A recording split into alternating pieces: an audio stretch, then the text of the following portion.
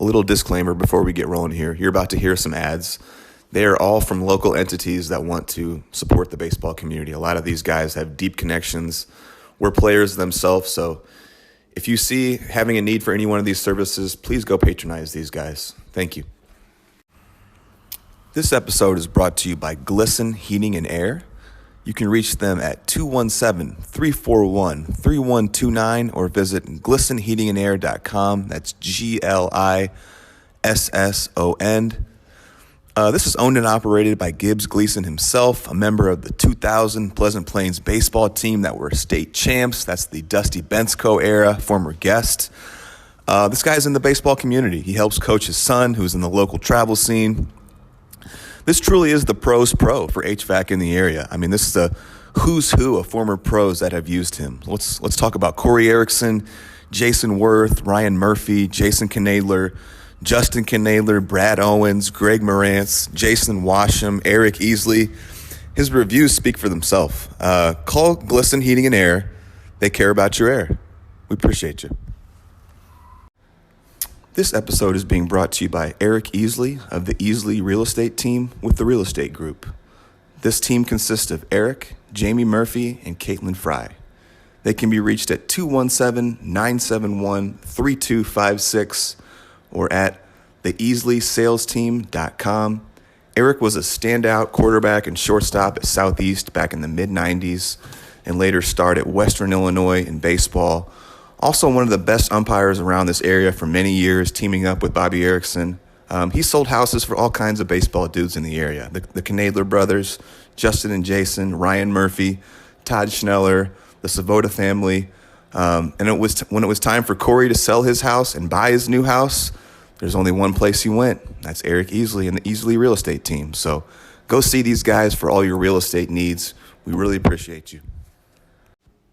We are also brought to you by Milner Dentistry, located at 755 South Grand Avenue West. They can be reached at 217-528-3384. Dr. Ty and his staff are incredible. The place is clean. They do amazing work. They can handle all your dentistry needs. Thanks again to Dr. Ty for agreeing to sponsor us here. He was a standout at Rochester, SCI, and then later had a really cool story of walking on at the U of I. Have a ton of respect for this guy. Please go support Dr. Ty and Milner Dentistry. We are also brought to you by Christ the King Men's Club. This was facilitated by my good buddy John Chisholm. We grew up playing baseball together, played on the Flame together, played high school ball. He played some college ball at Spoon River. This is a great organization. They put on tons of events. They raise money for the school. They put it back into the academics, into the sports. They do bourbon raffles, breakfast with Santa, mother-son dances, silent auctions. It's all positive. It's all good. We really appreciate you, Christ the King Men's Club. Thank you. We are also brought to you by Sheehan & Sheehan Lawyers, located at 1215 South 4th Street, Suite A, 217-544-0701. Go see them for all your adoption, ag law, business commercial law, estate planning, real estate planning, and personal injury needs. I'm talking Pat Sr., Pat Jr., and Willie. I grew up playing ball with Willie. Pat Jr. was a heck of a ball player at SHG, SCI, and the U of I. We appreciate you guys. We are also brought to you by Matt Brewer, an attorney at the law offices of Stephen Kelly here in town. He can be reached at 217-544-8000 or mbrewer@stephenkelly.com. He practices exclusively in personal injury and workers' comp. Matt being a standout football and baseball player at SHG. He then went on to be a standout at SIU Carbondale and then had a short career in the Diamondbacks organization. What a stud. We appreciate you, Matt.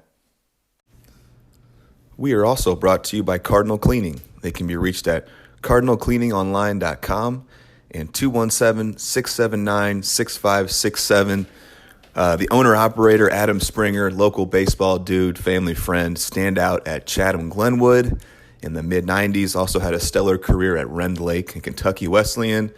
Cardinal Cleaning can take care of any cleaning needs you have. Home, business, restaurant, weekly, bi-weekly, monthly, whatever you need, they can take care of you. Get a hold of Cardinal Cleaning. They'll do the rest. Yeah. You're screwed. Same. So, like, everyone talked about you growing up yanking all this shit. Mm-hmm. Did you similar like all the way through minor league ball? Like there wasn't a fastball that you still couldn't yank. No, not really. Yeah. I mean, I'm sure I did that until I quit. Always. Yeah. Yeah. I mean, yep. And it's kind of a thing. Yeah, cool. So let's just move on then to year 4 here. You good with that? Yeah. You got anything else that you want to touch on before we move forward? You asked about. He came with notes this time, so yeah. I'm pumped. I'm pumped. Yeah. Let's go.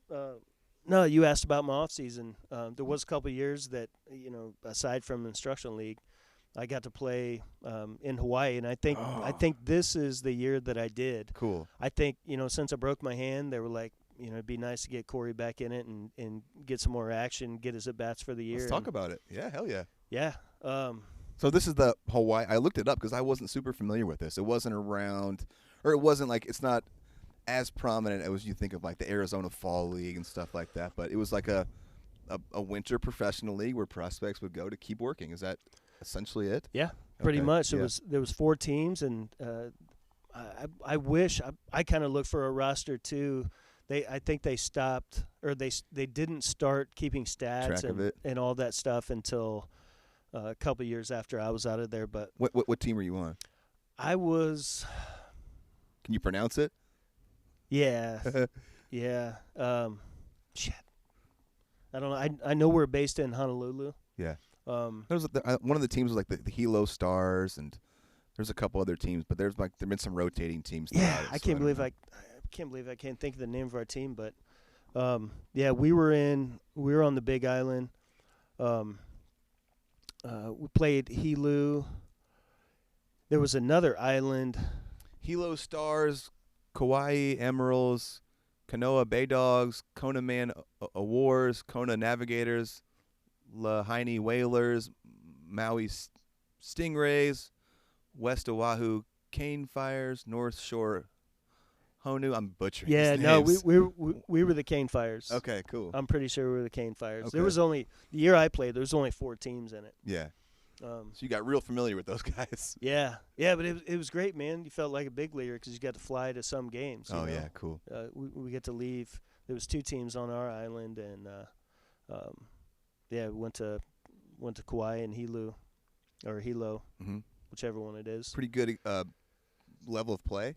Yeah, real good, dude. And what was awesome about it is we had 4 or 5 Japanese players, mm-hmm.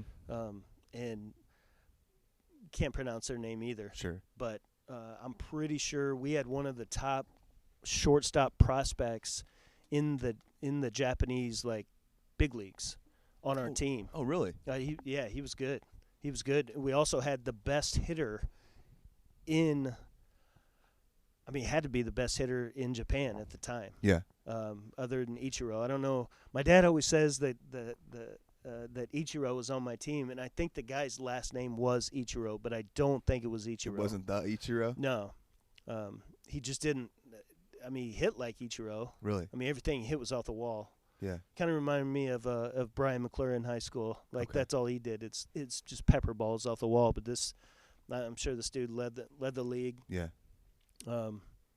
But one thing I remember about Japanese guys is that, dude, they would just sit behind the dugout and pull heater after heater. What? Like ripping cigs? Yeah, dude.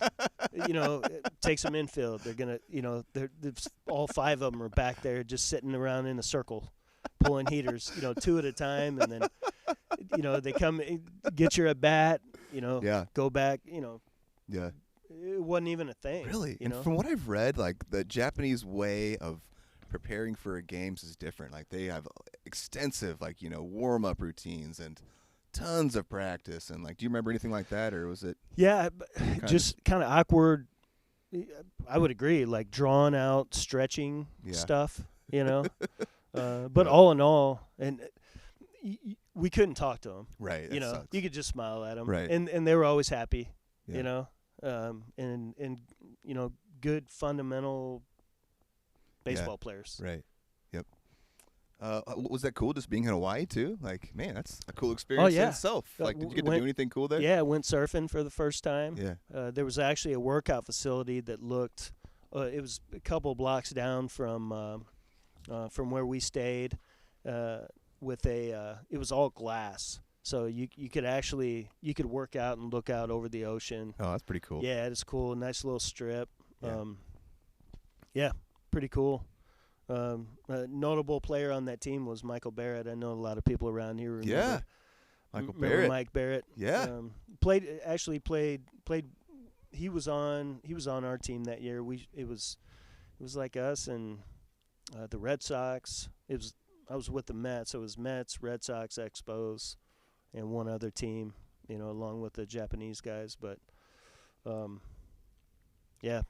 Mike Barron and I played against each other. That's cool. He caught O'Malley's big league debut. Yeah. Isn't that crazy? Yeah, that was awesome. All connected, right? Yeah, that story. There's some cool – yeah, he told the story when O'Malley, a former guest, he had this magical start in the big leagues, beat Andy Pettitte, and like Michael Barrett was his catcher, and there's some cool stories in there about Barrett coming out and being like, just hit the mitt, dude. And O'Malley's like, dude, I throw 88. Like, I'm not throwing a strike. I'm not throwing a fastball to this guy. But Michael Barrett took care of him. So go check that out if you ever want to. But you got anything else on your Hawaii experience? Or like, that sounds so fun, man. Just the things you've got to do through baseball. Yeah. Very, very cool. No, that's, again, that's what it is, man. Like, the baseball got you there. Yeah. But the experience, that baseball has brought, the relationships. Yeah. That's what it's about, man. Man, I love That's what it's about. So moving on. Year 4, 21 years old now. You're going to be able to have your first drink ever. Yeah. 1998. I've got you with High A St. Lucie Mets in the Florida State League. 100 games, 346 ABs, 78 hits, 23 doubles, 4 triples, 6 dings. Hit 225. Played with Jay Payton. That's a name that I saw in there. Yeah. I'd love to just kind of hear how this went, how this year went for you, how you saw it. Yeah. Let's talk about it. I didn't gain anything. I didn't lose anything. Yeah. I didn't think. Right. We'll get to where this ended up, but just another year of not progressing. Yeah. How frustrating is that for you? Yeah. I mean, definitely frustrating. Yeah. And that's the hard part about the off season is if you had a great year, your off season's great. Right. You get to talk about what you did. Well said, yeah. But if it's bad, you got to sit there and think about why it went wrong, right, and what you got to do to make it right, which is a challenge, Yeah. Give you something to work for. But yeah, not really. I actually made a note here. The year was an absolute waste. I mean, you just didn't feel like you progressed or like got any better. It just kind of was like I didn't. Fugazi year.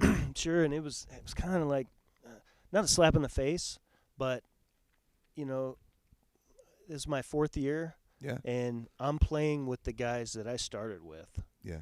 In rookie ball, like most of those guys are guys that were still there, still in the organization, but the guys I got drafted with, minus AJ because I think at that time he was with the Marlins, but and I didn't really excel. Do you have a feel on how the organization is like looking at you at this point? Can you feel like you're starting to lose a little bit of preference? Like, no, I wasn't splitting time.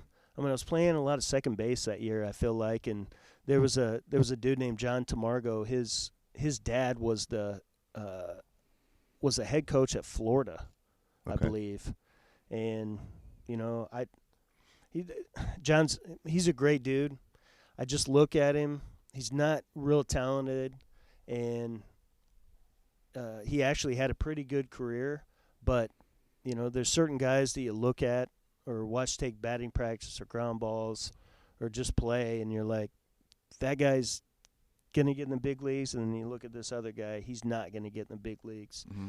And I felt like, why am I somewhat splitting time with this kid that he's not going to get there? No way. Yeah, and I feel bad even saying his name out loud because that's not fair to him because he did have a good career, but I knew I was way better than him. Yeah.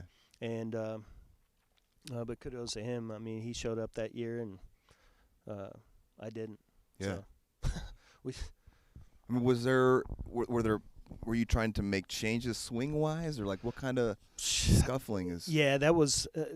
I'm sure. I mean, we're in Port St. Lucie, so we're at the hub of the organization, Right?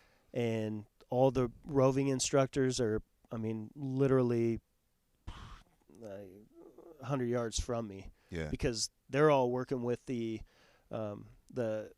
extended spring training guys all the time. Right. They haven't started their tours through the minor leagues, so they're in my ear every day. Yeah. You know, just tough hearing all different that? guys. Yeah, just like you said, man, I'm trying different shit and Too many voices. Yeah.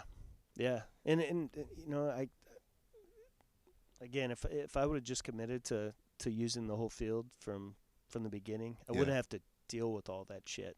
Right. But I kind of brought it on myself. Was it hard for you to just wait for that deep contact, or any thoughts? Like why you could do it physically in BP, but during the games it was. I don't know. Yeah. I mean, you know, what's the expression? You know, 100% of the game is half mental, or you ever heard something like that? That sounds like some Yogi Berra stuff. Yeah, it was, man.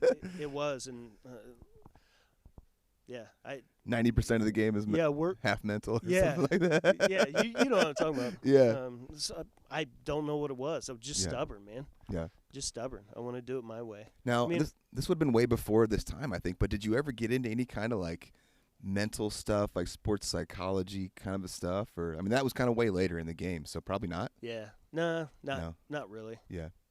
Not really. I mean, every organization now has a whole, you know, system. Like they've got coaches in place that travel around the minor leagues, check in on these guys mentally and like where they're at and stuff. And it's a thing. And the Mets were like they were starting to implement a lot of different things. I think they were in a way ahead of other organizations. Right. You know, for some reason they had the funds to facilitate stuff like that. But do you feel like the Mets were? You know, when I had Aper on, he kind of said that like the Marlins really probably weren't like the greatest organization. How do you feel like the Mets stacked up against other organizations that you saw in terms of how they operated? Yeah, I honestly, I was kind of I don't know if I finished my thought earlier, but sorry. No, the four organizations that I played for, they were all class act organizations, from rookie ball all the way up. And I don't know if that, I mean, I guess it was beneficial to me in ways, but they also had good players, and they took care of their guys. So the morale was always bigger. That's why, most of our teams won all the time. Yeah. But I heard stories, man. There are some dog shit organizations out there that really don't care about the minor leaguers. I mean, obviously you're going to take care of your first, second round guys, but everybody else, they don't really give shit. And right. It sounded like Aper got caught in one of them deals, man. He did. Yep. No. Did you feel like you had you feel like you had a couple years of some managers maybe not having the best relationship with them? How was your relationship with, the coaching staff this year? Actually, it was back to Howie Freiling, the guy I had my second year. He was there that year, and I mean, not bad, not good. Yeah, just kind of there, man. Yeah. A minor league manager can only do so much, right? Because they're more or less a puppet. Yeah. Right, for the organization. Sure. Right. Yeah. I mean, did you have varying managers of like? Some keep you kind of at arm's length. Some want to be more friendly with you. Did you have experiences like that, or all kind of pretty similar? I'll just say they were all professional. Yeah. You know what I mean? They didn't really try and be anybody's friend. Yeah. I mean, because it's most of them were probably trying to get to the big leagues as a manager themselves. Yeah. So they gotta, I guess they're under the radar just like all the players. Yeah. I only played indie ball, but I really enjoyed like when I had a coach or a manager, mostly in college, that I connected with, like on a friendly level. And that was kind of missing in pro ball, and I always wanted that. I wanted that connection, and it's a business, and they're trying to move up too. And I always wanted that, but it wasn't always there. Okay, so moving on, I think that's cool. Unless you have anything else to drop on this. This is year 4, 1998. Yeah, not much. Like I said, it was a forgotten year. Yeah, I just didn't. Yeah. Is this next year going to be nothing? I might as well not have gone. This is going to be your last year in the organization. So this is interesting too, because high round draft picks like yourself will get 3, 4, 5 years in an organization before they decide to go a different direction. Do you feel like did you have an idea of like this might be kind of your mortality within their system this next year coming up? Yeah, I wasn't thinking that. Yeah. But they let me know the last couple of days of spring training. This next spring training? Yeah, how they felt about me. Let's hear it. So go down there. But my dad was actually down there to catch the last week of spring training. Just check things out. We're cool. in Port St. Lucie again. Mm-hmm. This is year 5, right? Yeah, I've got you on year 5, 1999. Yeah. And same deal. I'm working out with the high A team, which stays in Port St. Lucie, and I wasn't excited about it, but I knew I didn't really earn an opportunity to move up. Sure. So I was just, I was prepared for it, and let's go. And about 2 days before all the full season teams broke camp, got called into minor league coordinator's office, and he says, "Hey, here's the deal. We never feel like you have completed low A ball. Yeah. You've never really had a good season at that level to justify keeping you at high A." And right. I'm like, keep moving. I'm like, dude, I see where this is going. And you think you were getting cut? Well, I didn't think I was getting cut, but I knew what they were getting at. You're going back to low A. Damn. Which what a gut punch. Yeah. If they'd have said we're going to keep you in extended spring training for a while and kind of see where you land, I might have packed up my shit and left. Really? And I actually, we talked about it. My dad and I, I said, whoever I was communicating with at that time, I left his office, and I went and talked to my dad, and I told him what happened, and I don't remember what kind of advice he gave me. I know I was ready to quit. Really? Quit baseball or just? Yeah. Wow. Yeah, in that moment. Yeah. Just frustration. I'm sure I went home that night. I was like, dude, no way you're quitting. Yeah. Let's be honest, but sure. But it turned out to be the best thing that happened to me at that point. Go to Capital City, had probably one of the most fun seasons I've ever had. Actually playing with, at that point I was playing with some younger guys.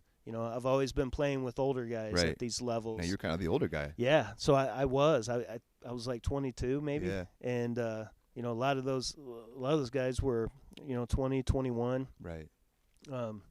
But I think we broke a record that year for home runs for a team in the Sally League. You sure hit a lot of jacks. Yeah.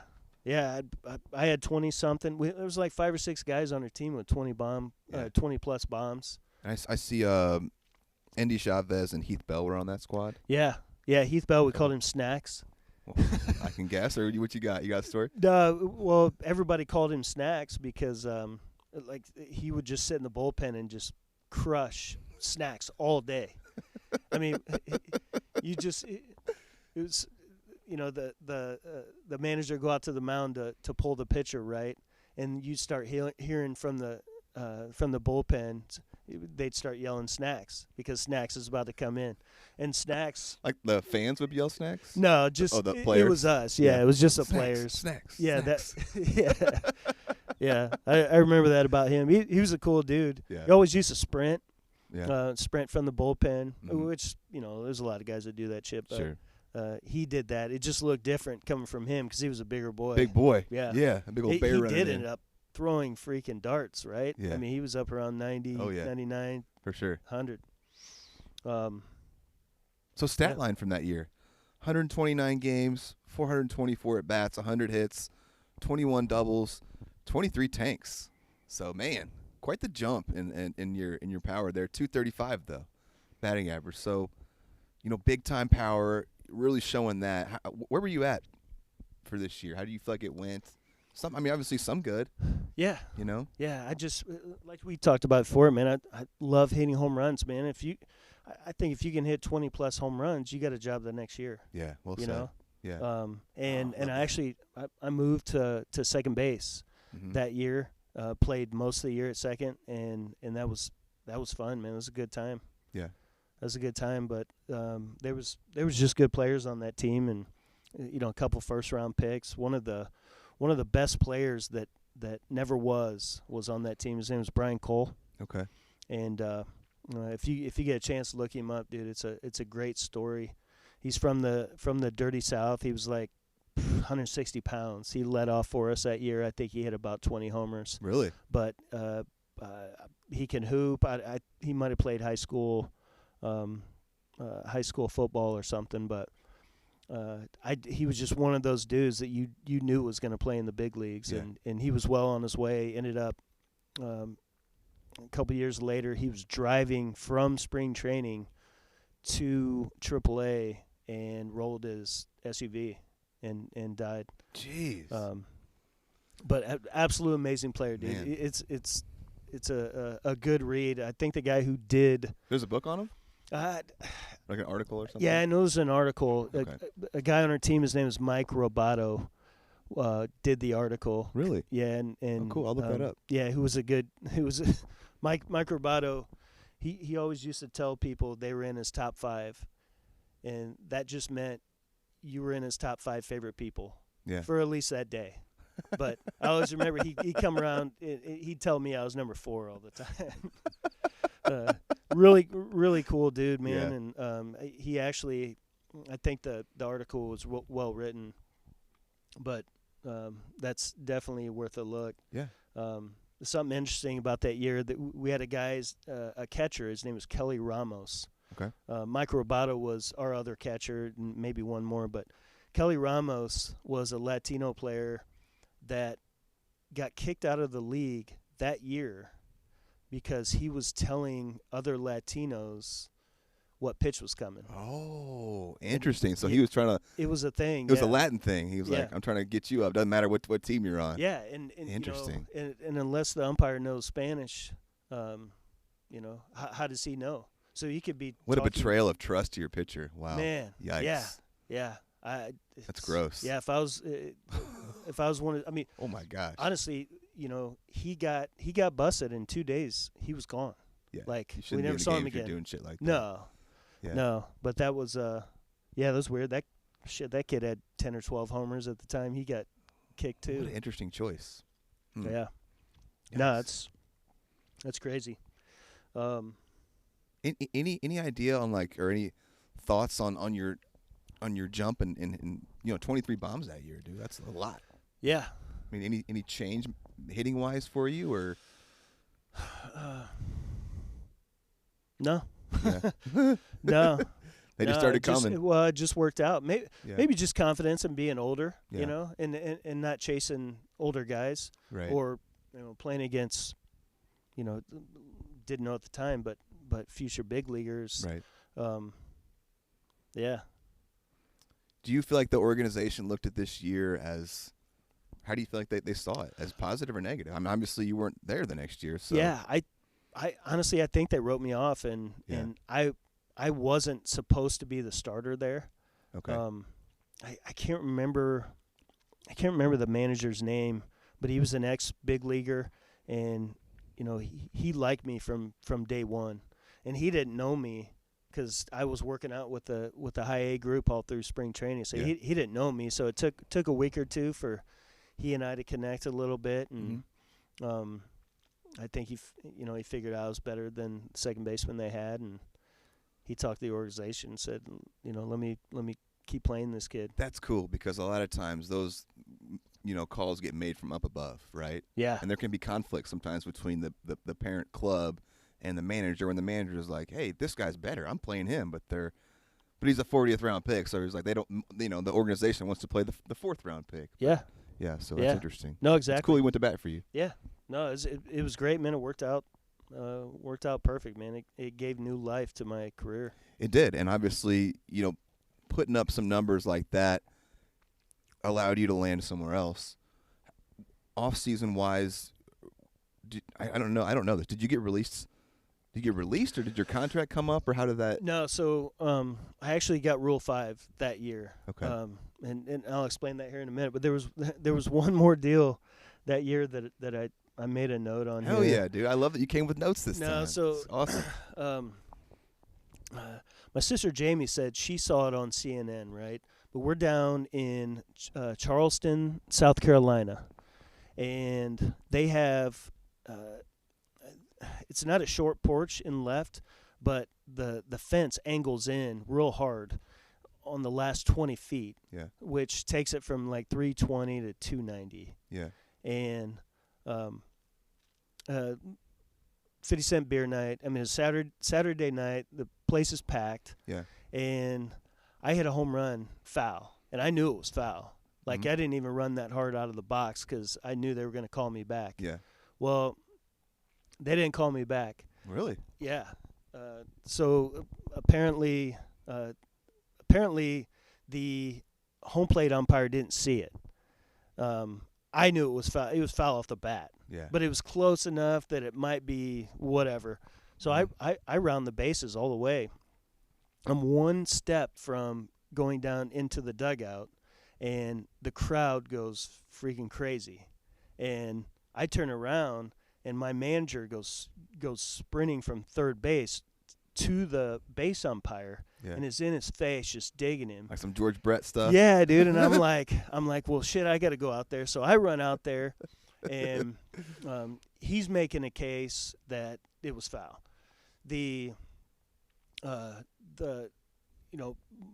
My manager's like, how are you going to see that? Because there's nobody on base. He was down the first baseline, right? Yeah. Two-man crew.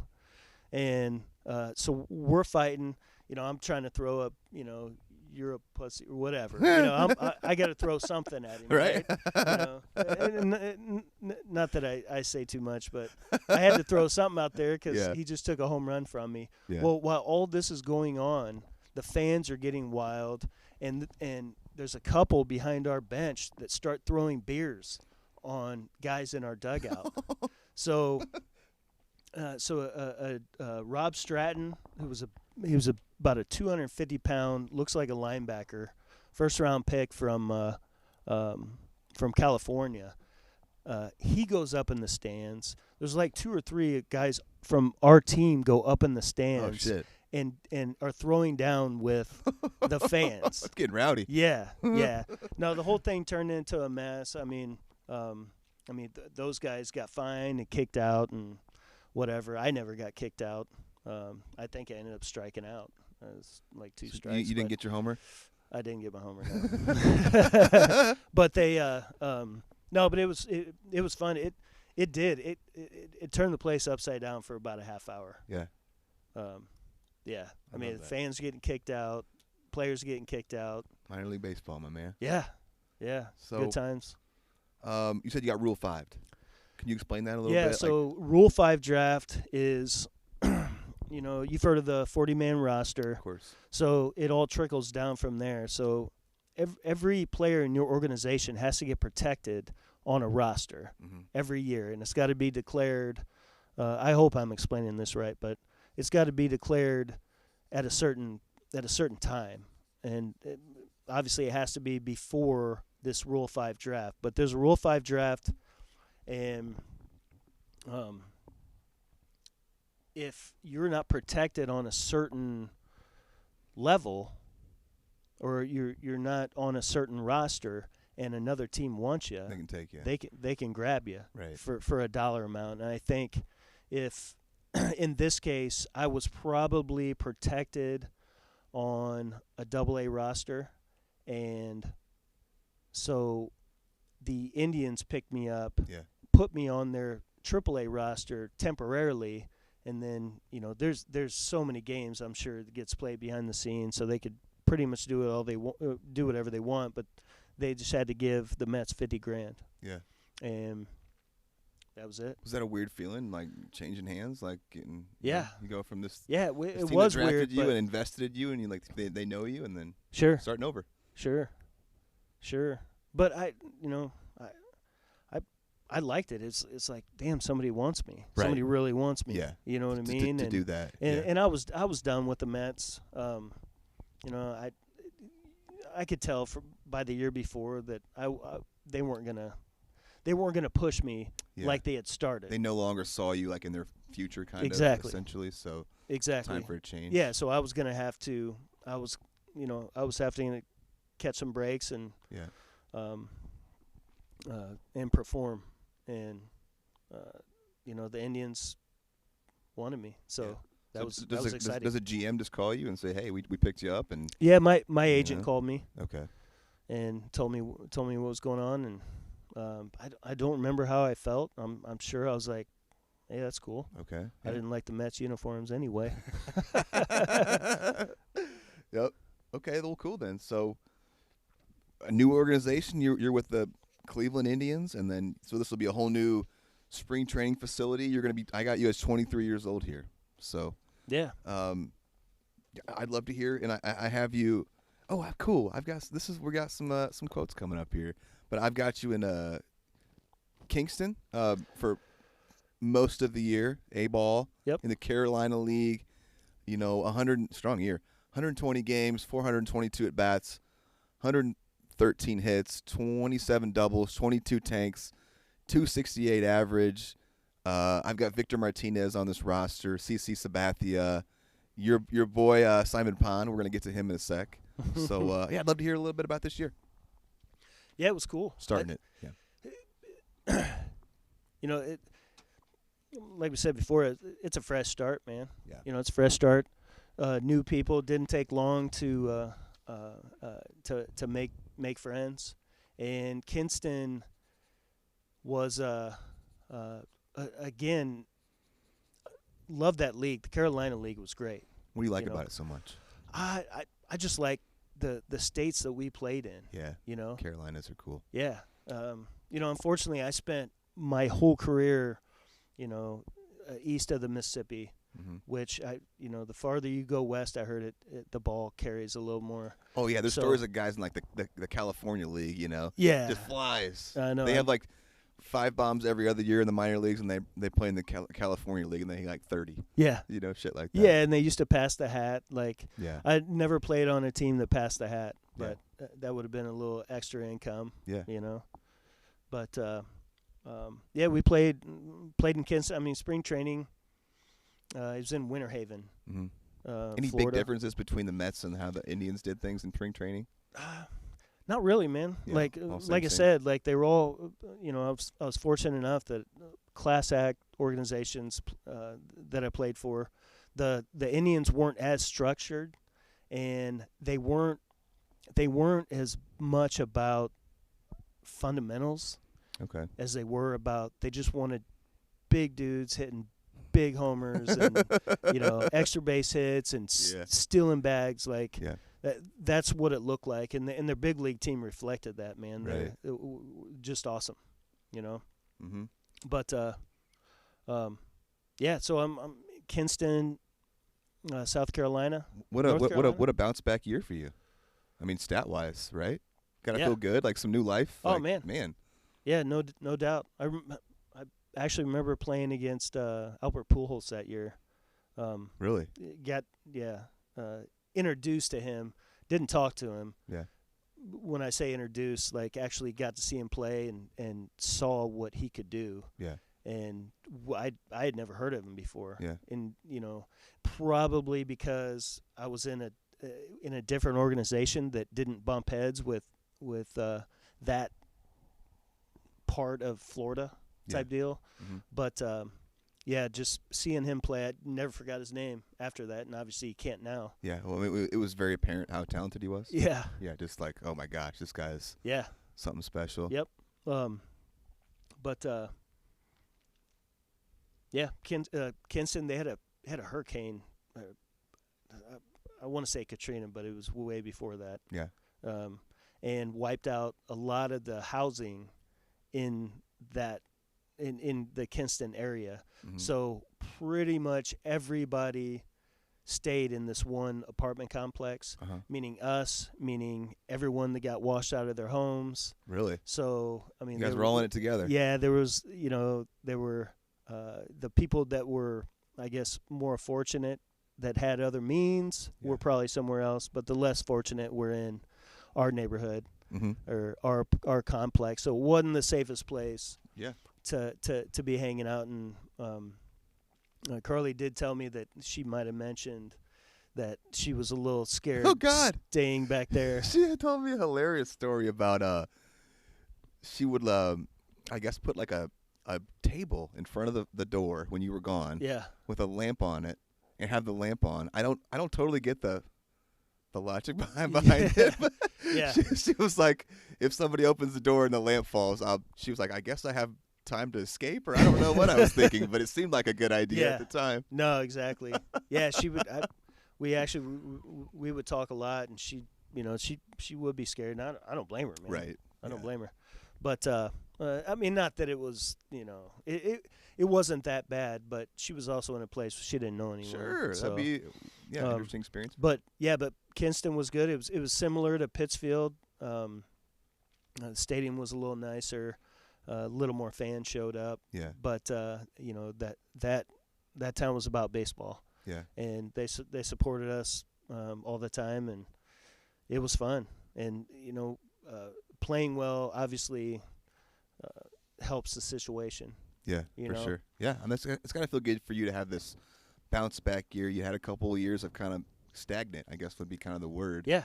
No, it's perfect. That's a perfect word. But this is making progress. I mean, it is A-ball. So, I mean, I'm sure you wish you were at your age a little higher. Right. But it's still nice to have a good year, right? Right. And like, okay, I got these tools. I can still do some things. Sure. And so I think this is a cool point to get to some Simon Pond stuff. Sure. So he was a minor league teammate of yours. You gave me his contact, and I reached out to him, and great convo with him. It was when I first called him, he was like, "What is this for again?" And then it was cool to hear as I explained to him kind of like relax and be like, "Oh, this sounds dope, like really cool." And then we just riffed for a while. Really fun talking to him. So I'm gonna go through and he played in the big leagues for a little bit too. Mm-hmm. Strong player. He's got a couple funny clips about you. I'll start with some quotes. Teammates in high A and A-ball or double A in the Indians organization. First remember playing against him in Pittsfield. He had a bunch of bombs, a really good athlete. I was checking out, the other guys that played third, as you kind of do. You see how do you stack up. So I paid attention to Corey. We were all competing for the same jobs, essentially. He's a good old American dude. Let his bat do his talking. Wasn't pimping home runs or starting fights or stuff like that. Had a cool energy about him, like a cool guy, and I agree with that. Right away, his teammates, he was friendly, inviting, a kind of warmth to him. We got along well right from the get-go. Here we go. Corey's tools. I'm going to play this one. Yeah, the tools. So Corey's tools. That dude, first of all, he's athletic. He's smooth. And obviously super strong, tons of bat speed, very quick bat, hits the ball hard, real hard. And, has a good arm, has good hands, can do it all, runs well. He was, meant to be a 6-footer. You look at his arms, he's got the arms of a gorilla. They're long. And so it's funny because, you do that thing, I forget how old I was when I discovered it. I think it might have been even with Corey when they were talking about it. My arms are almost exactly how tall I am. My fingertip to fingertip. My wingspan is almost exactly how tall I am. But he's I don't know what he is, 6'2" or something like that. But he's actually I don't know what he is, 5'9". I don't know how tall he is. Yeah. 5'10". Yeah. I don't know. And But so I don't know. Yeah, tools. I mean, all the tools are there. Plus the tools between your ears of just keeping, not riding that roller coaster too much, not getting too down. Although you know what, that's not even true. He was pretty hard on himself. He'd beat himself up a bit. thinking he should do better than he does, and I guess that's just part of it. Yeah. You know, competitive athlete, it's tough gig. But physically, yeah, he had all the tools, man, all of them. Interesting to hear him talk about you being hard on yourself, because I remember a couple other guys that I talked to said that at times you would get kind of hard on yourself. You have any thoughts on that? I mean, baseball's a tough game like that, man. Yeah. Man. Well, there's probably not a whole lot of people that I was comfortable opening up to about things like that, because you don't want to sound like a baby to your friends. You're right. You know. Yep. But Simon was always cool like that. He always wanted to talk about hitting. Yeah. You know, he always wanted to talk about hitting, and so I could tell him whatever I wanted. Yeah. He taught me. He actually taught me about karma. Here we go. And this is my kind of stuff. Yeah, it's not like a crazy story, but he used to get in the pool, and the first time I saw him, he was in the pool and he was putting his hands together and like tossing water onto the concrete outside the pool. And I'm like, dude, what are you doing? And he's like, I'm saving the bugs, man. He's like, they got to survive too. Oh, man. And he's like, it's good karma. It'll get you hits, you know? I never forget that, because I started trying to do shit. Like that? Yeah, to create good karma to get hits. Man. You know? That's interesting. And, I'm a little out there on some of this kind of stuff. I usually don't delve into that during this podcast, but I do think there is something to karma and karmic debt and, putting good into the world and stuff like that. So that's interesting. Saving bugs. Yeah. They were drowning, I guess. Got him to the big leagues. Yeah. Yeah, I should have saved more bugs, man. I've heard of so many ways to get out of slumps.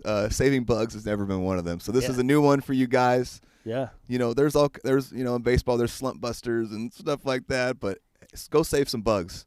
Yeah. Get to the big leagues. Yep. The next one I got from him is funny. It's called Corey's Diet Advice. Do you have any idea what I'm going to say here? I don't. Okay. I don't. This is kind of a funny one.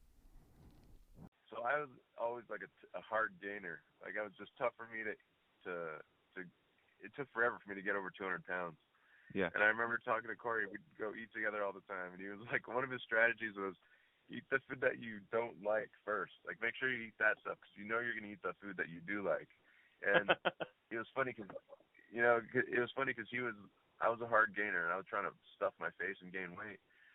And he was like, there's no off button to me. Like, I can just eat. Like, I always stopped myself from eating, because he felt like he could just eat forever. His record, you'd have to ask him what his record, but it was like 60 nuggets plus, and he said he could have kept going, 60 like chicken McNuggets and like a couple cheeseburgers. I'm sure he'd remember it better than I would, but that's great. Like, yeah, man, like I can just eat. Like, that's just, it won't turn off. Chicken nugget eating champion. Is that, you remember that? I don't know. Something like that? I mean, everybody's tried the 100 nugget challenge, right? I don't know if I ever got there, but I do remember Simon. I mean, you could tell how he talks, man. He's chill, dude. Yeah, cool guy. Yeah, he's cool, man. I mean, that was him. He was always trying to figure out a way to get an advantage. He was always trying to gain weight. Yeah. He knew that, I was a thicker dude, so he was always interested in what I could tell him to help him gain weight. And I'm like, dude, I'm always trying to lose weight, I'm trying to eat less here. Yeah. But yeah. I mean, was weight something that you dealt with in your career? Yeah, just my life in general. Yeah. Always wanted to look better. Gotcha. Yeah. Always wanted to look better, and yeah. I think you look great, man. Thank you. I appreciate that. Like I said before, I'm trying to get back there, man. I've been hard at work on a house project. Oh God, that's what years. I was. I was texting with Corey the other day after our first episode or whatever, and I was like, man, I can't believe how stout Corey still looks. And he was like, yeah, dude, you know what else? He just started working out 2 weeks ago. So I was like, are you kidding me? It looks like, I mean, he's got huge arms. I don't know. It's just, yeah, some people are built different. So a little more Simon stuff. Smooth defensively, good hands, a good arm. Easy to overlook some of the things if they're going right, Awesome teammate for me, great in the clubhouse, supportive, friendly. We played cards, we read, watched movies. We interacted with each other as teammates more than they typically do today. Corey was one of my favorites, all-time teammates. Always put the work in, weights, extra hitting, whatever. One of the guys I got along with best in the game, and that kind of concludes our Simon stuff. Anything you want to add on Simon or anything like that? No, I'm just I'm really proud of Simon. He told me a story. I'm actually jealous too, but he got to the big leagues with Toronto, right? And the day before opening day, they had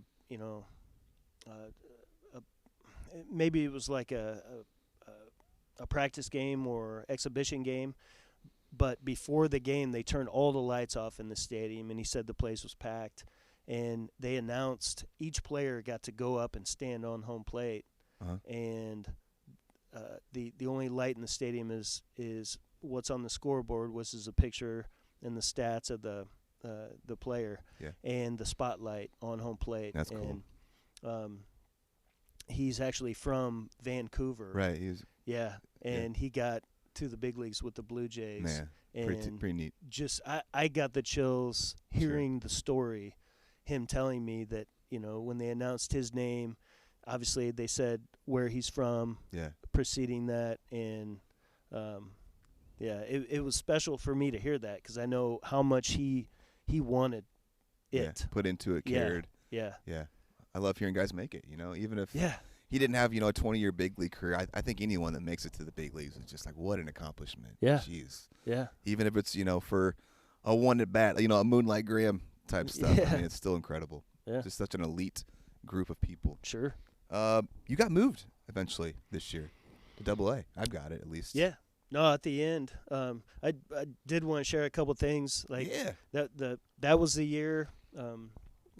Obviously, played with CC Sabathia that year. That was the first car I had ever been in with TVs in the back, and it had like PlayStations, or I don't even know what PlayStation was out. His ride? His ride. Yeah. We decided to go out one night, and we rode with him as a big old SUV. Yeah. But what do you have, Escalade or something? It probably was. I don't even remember exactly what it was. Cool. But all I know is we got in the back, and it's got TVs, and then it had like this this storage compartment above each TV where it had a game console in it, and you could. Oh man. You drop down. He was doing it. Yeah. So we played video games all the way to the bar. That's awesome. CC a cool guy? He is, man. Yeah. He really. Yeah, I mean he's just another dude. Yeah. All smiles, and I mean you see him on like he's been in a couple commercials, but you see him in interviews, and you see that that smile. That's how he was all the time. Yeah. But he's not. I mean he does get pissed too. Yeah.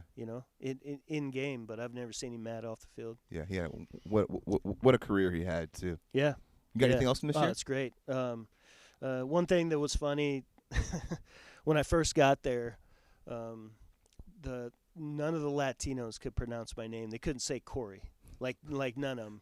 But my apartment number was 7E, so I'd get a hit or something in the game or make a good play, and all the Latinos on our team would be yelling 7E, 7E, and that's what they called me in the clubhouse. That's what they called me for the rest of the season. Like I was 7E, yeah, 7E. That's the good stuff, man. Yeah. Corey can't be that hard to say. Yeah, I don't know. Okay. Yeah, that was funny. I love that. Is this is it after this year that you're playing in the fall league, or is it the following? It'd be the following year. Okay. It'd be the following year. Yeah. So at the end of this year. That's right. After 01, you went. Yeah, they they sent. We actually didn't make the playoffs that year. They sent a few guys up from AA to AAA, so they had to fill a few spots on AA. So I got to go up to Akron. We finished the year in Myrtle Beach, and Carlie followed. We loaded up all of our stuff from the apartment. She followed the bus in my vehicle down to Myrtle Beach from Kinston. Yeah.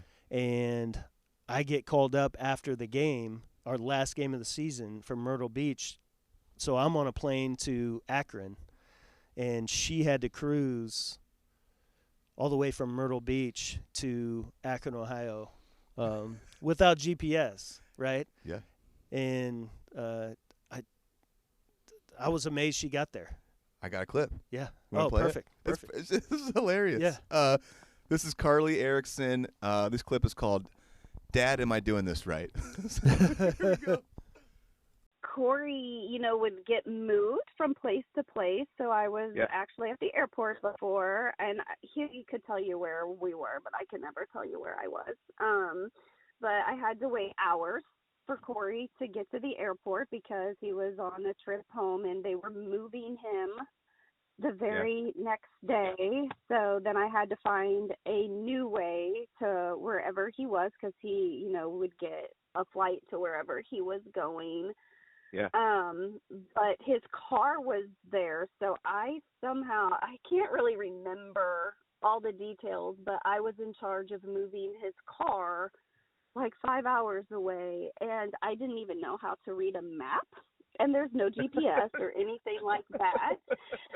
So I don't know, it's kind of one of those things, if you have to do it, you do it. So yeah, you figured and it I out. wouldn't stop and stay all night because I'm a big chicken. So I just drove through the night, and I would stop at payphones and call my dad and be like, "Dad, am I doing this right?" And Oh my God. Corey just had to wonder if I was making it or not. So I'm sure my parents were thrilled with some of the That's great. some of the situations. And I'm a chicken, so Hilarious. Yeah, that is. She said 5 hours. She must have been flying if she made it from Myrtle Beach to Akron in 5 hours. Just imagine her pulling over every once in a while, like, "Am I on the right road?" Yeah. "Hey, Dad, can you check a map for me?" Yeah, I know. I mean, I remember printing out like MapQuest stuff before GPSs, like, checking it. But I couldn't imagine having just totally blind. Yeah, and you don't know how to read a map. Yeah, yeah. Just doing what you got to do to ride for your man. She did, man. She made it the whole way. I mean, obviously I was relieved, but I was surprised that she did it in the time she did. I have a special respect for wives and girlfriends of baseball players because it's a unique journey for them. It is. Like, totally unique, and they have to put up with a lot and do hard things like that, and don't see you for long periods of time and stuff. So yeah, shout out to Carlie. That's really cool. Was it cool switching to a new organization? Did you feel like this was like a breath of fresh air for you, and like getting valued now again? Yeah, and like, it was, for whatever reason, the stress of being with the Mets and was kind of piling up on me a little bit. I just got bad vibes from some of the hitting instructor and stuff like that. Yeah. So it was perfect, man. Yeah. It was great. Saved me. Cool. I'm just gonna assume another standard kind of off season, just doing your thing, lifting, working. Yeah. Were you still working at Pasta House all this time, or did you eventually do something else? Yeah. Pasta House for 3-4 years. Eventually, I ended up being a teacher's aide at Harvard Park. Okay. Yeah. And that was cool. I did that for a couple of years. That was fun working with kids. It was in a BD/LD room, And Carlie, your wife is a teacher. Yeah. Right. Yep. Where's she teaching at? She's a roving, almost said roving instructor, but she's basically a teacher mentor. Okay. So like first, second year teachers, they kind of keep them on a short leash, make sure that they're, they have what they need, and are, doing it the right way. And she'll come in and observe them and give them ideas and communicate with them. Mentor. That's cool. That's what she is, and I like she that. likes it. She likes it. Right on. So we're moving on to year 7. Unless you have anything you feel like you need to say more before we move on here. I think we're good, man. Cool, my man. So year 7, 24 years old, 2001. This is going to be your second year in the Cleveland Indians organization. Starting it off in Double-A here, Eastern League. Zach Day's on this roster. Well, I mean, was here's what I got for you stat wise: 133 games. So they were rolling you out there. 483 ABs, 110 110 hits, 28 doubles, 22 homers, 228. I'd love to hear. Let's just start talking about this year. I mean, that's Double-A can be a big jump, right? Yeah. I mean, it was cool. I got bumped the year before, so I saw Akron. Right. I played a few games there, and when you get to Double-A, you might as well, from what people say, right? I don't have anything to compare it to as far as big leagues, but they say if you could play in Double-A, you could play in the big right. leagues. Talent-wise, yeah, tool-wise. And that's how it was. There weren't any bad players in Double-A. Those are dudes. Yeah. Right. People get washed out in like the lower A's, but if you can make it to Double-A, like you're somebody. Yeah. Yep. Yeah. No, definitely. And I mean, I was lucky to put up good numbers the year before. Yeah. And they rode with me, man. I was probably hitting 150 6 weeks in the season with no power. Really? Yeah. And I remember one guy came in. He wasn't even a hitting instructor. He was just a general roving instructor. And he said, "Man," he's like, just keep doing what you're doing. The storm's coming. Yeah. And eventually, I picked it up and started hitting the ball. Looking back on it now, if I could just wipe out those first 6 weeks or God, you hit 270 or 300 or something, right? I mean, honestly, my whole career, if I could just forget about April. Always a slow starter? Just really? Yeah. Slow is putting it nicely. Myself as well. I get that. It's weird. It's like, did you feel like was it a temperature thing or was it just getting reps or what? Just everything. I remember going to spring training every year thinking, how the hell did I hit the ball last year? Because, I mean, the first day at Live BP, they're telling you what's coming. They got an L screen in front of them, and they're flat throwing it by you. I mean, me anyway. I'm just like, I can't time this. Yeah. Eventually your eyes just kind of catch up, and it works out. But, I mean, nobody likes hitting in the cold. Sure. So, but I started a lot of years in Florida, so I can't really use the temperature as an excuse. Hitting coach wise, were you liking some new voices, or how do you feel like Cleveland was treating you? Kind of same, man. It was always cool because I knew they cared because they were on me all the time. Yeah. I knew they cared. I knew they had interest in me. You're not going to spend a bunch of time with a kid that you don't think has a future. That's the truth. So, I could appreciate that, but, I didn't like everybody's philosophy on hitting. And, some guys, like, they all want to justify their job, and they all wanted to be the guy that fixes. Yeah. Not just me, just any of us. That's a feather in their cap. Yeah. That's their moving up, yeah, right? Yeah, exactly. Saying I fixed this guy or I did this. Yeah. So were there any philosophies that you remember that you just did not jive with that were thrown at you? Well, there was one hitting instructor in particular. His name was Willie Upshaw. Oh yeah. Yeah. Know that so name. Willie, great dude.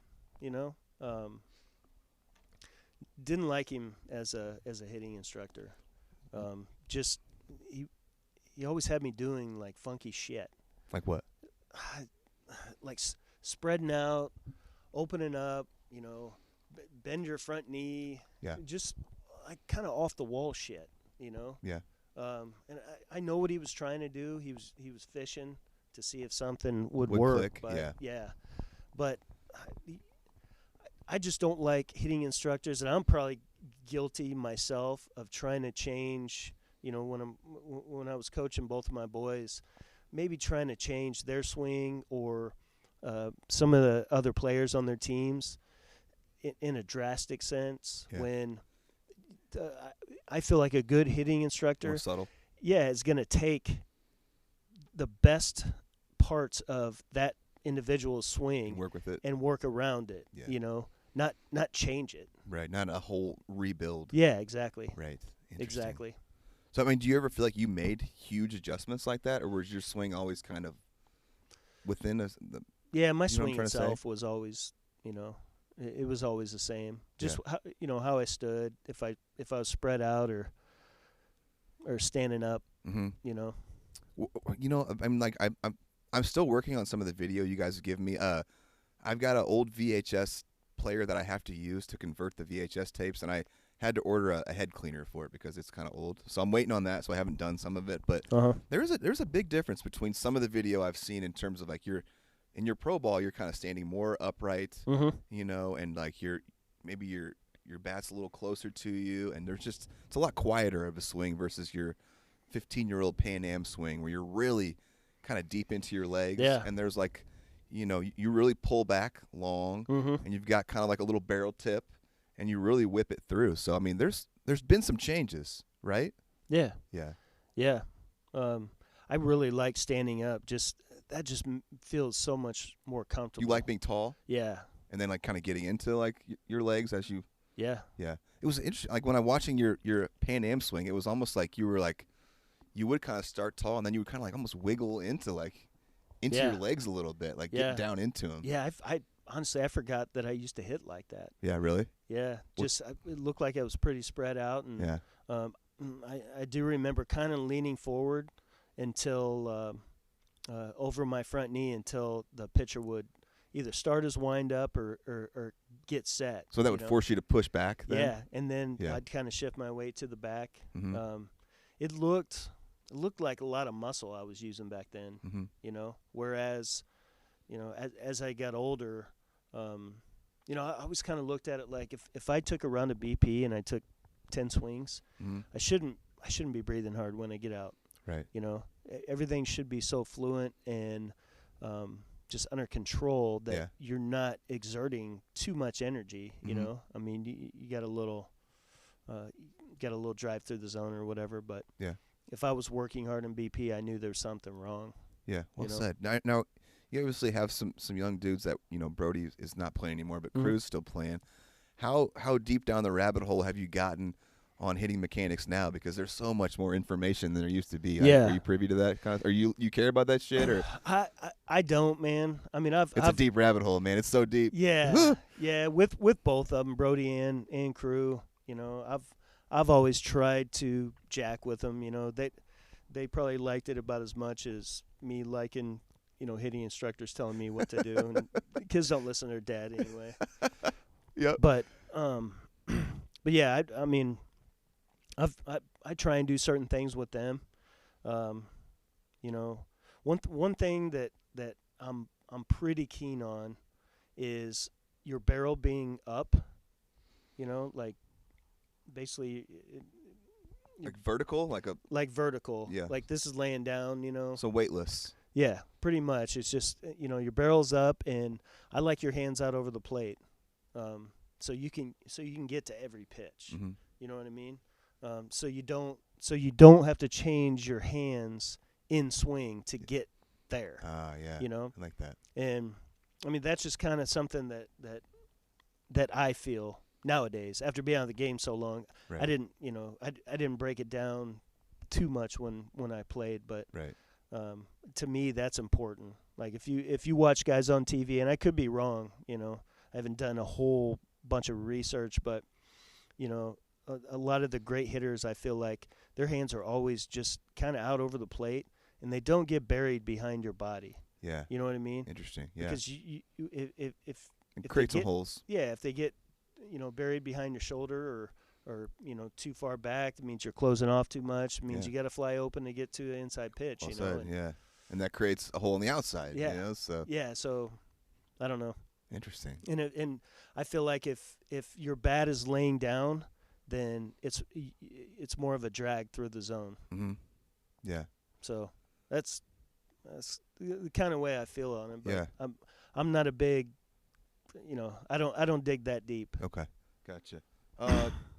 After this year, I believe this is when you went to the AFL? This would have been, right? Yeah, actually this year, I wanted to mention one thing. I got an opportunity. Yeah.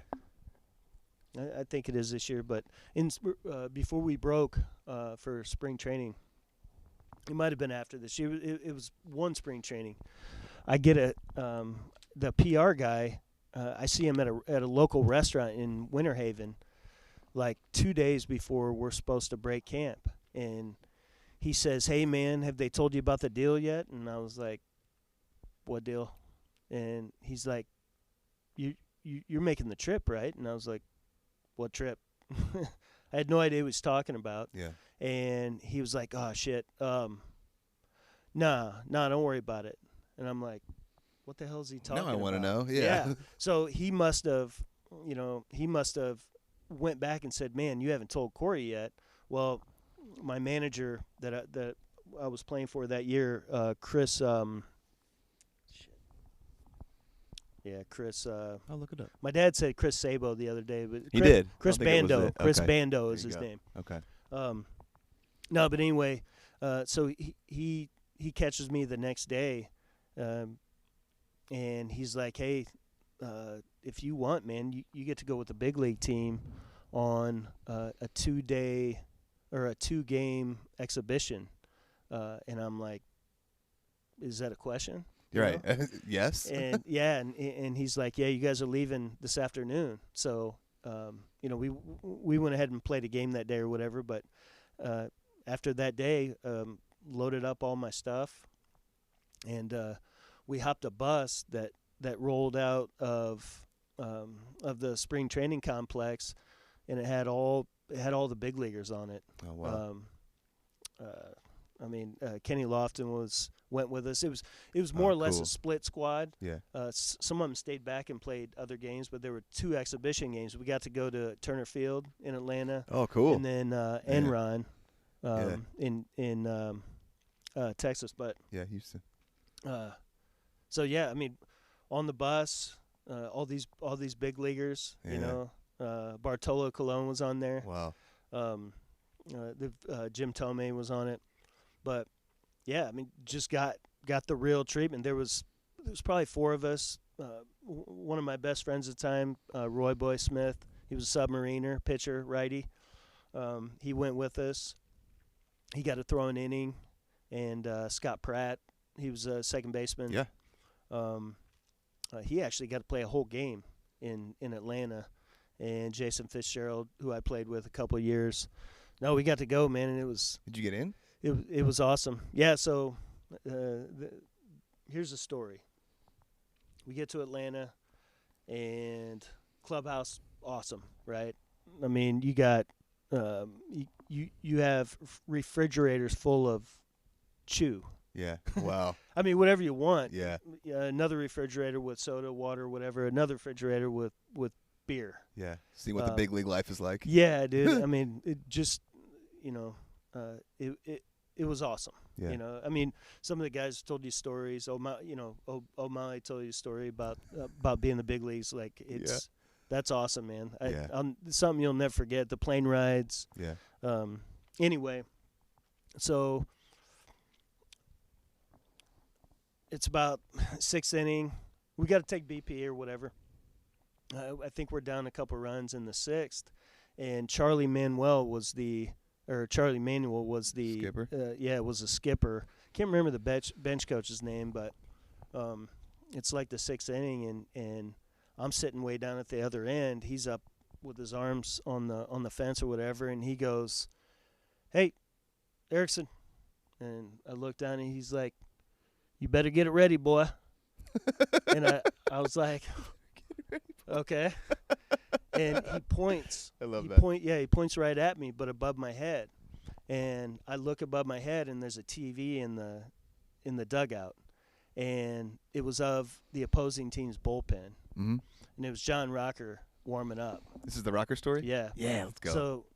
So I look back, and he's like, "You better get it ready, boy. You got enough to get one out of here?"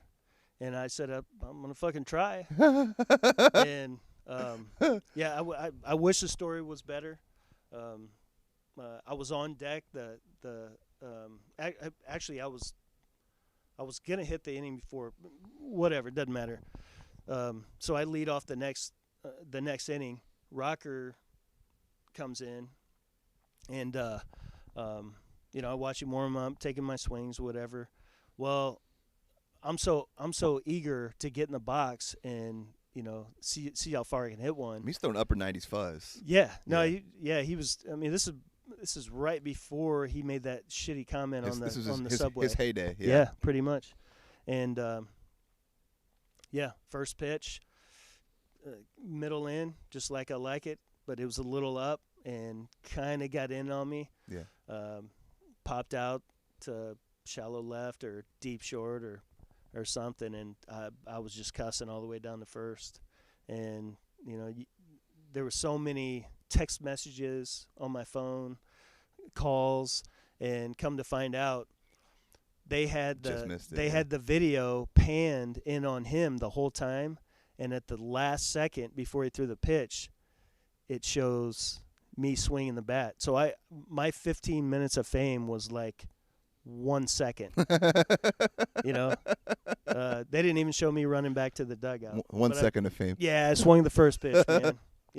Yeah. But at the same time, I was afraid if I got one and I didn't swing at it, then I wouldn't get another one. Yeah. So let it eat. I don't know. I love it. That's cool. So that it was fun, but it sucked. But we had a good, obviously awesome time. We went to Houston overnight. We get off and they take all our bags. I didn't touch a bag. Wow, yeah. All the big league experience. Right? For 2 days I didn't touch a bag, and there was a bidet in the bathroom. I had a monster suite all to myself. Yeah, it was cool. I love that. It definitely something that I could have gotten used to. Sure, for sure. Big league experience. Are you cool moving on to the Arizona Fall League and how that went for you? Yeah. Cool. Yeah.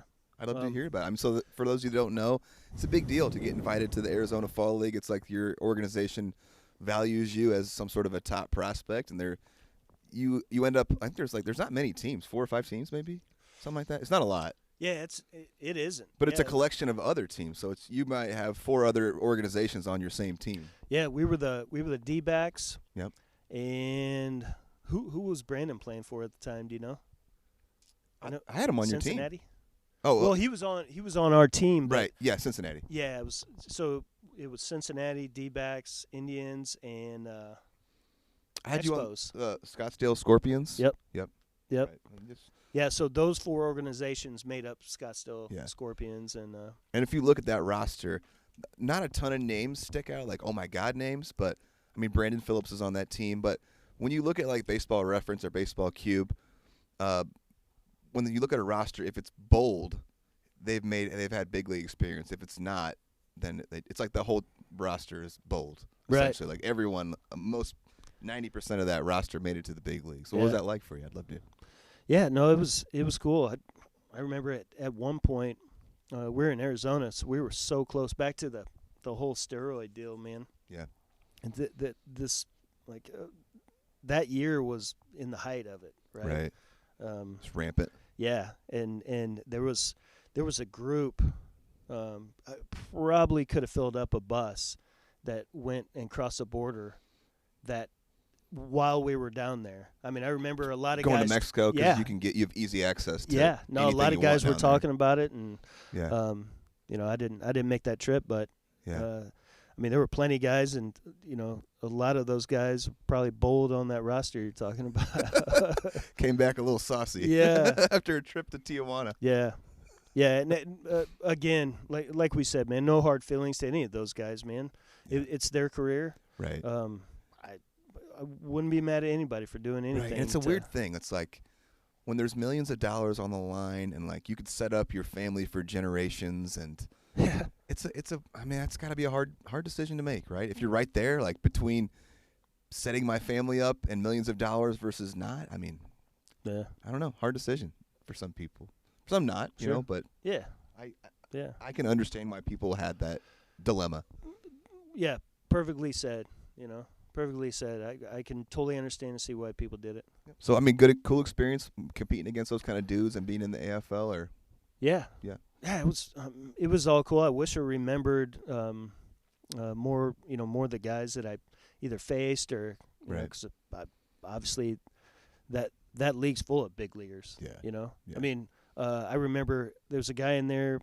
on that roster. His name was Val Pascucci. He was with the Expos at the time, and he got called up while we were there. Oh, wow. And that was really, it was the only time I was around a player that actually got called to the big leagues. Yeah. And to see their reaction, and that'd be cool. Yeah. You know, I was happy for him. Moment of joy. Yeah. Yeah. Yeah. He was almost in tears, man. He, you know, talked to his parents, and we saw him right after that, and he was on his way out. It was cool. On his way. So then, are you cool to move on to year 8 here?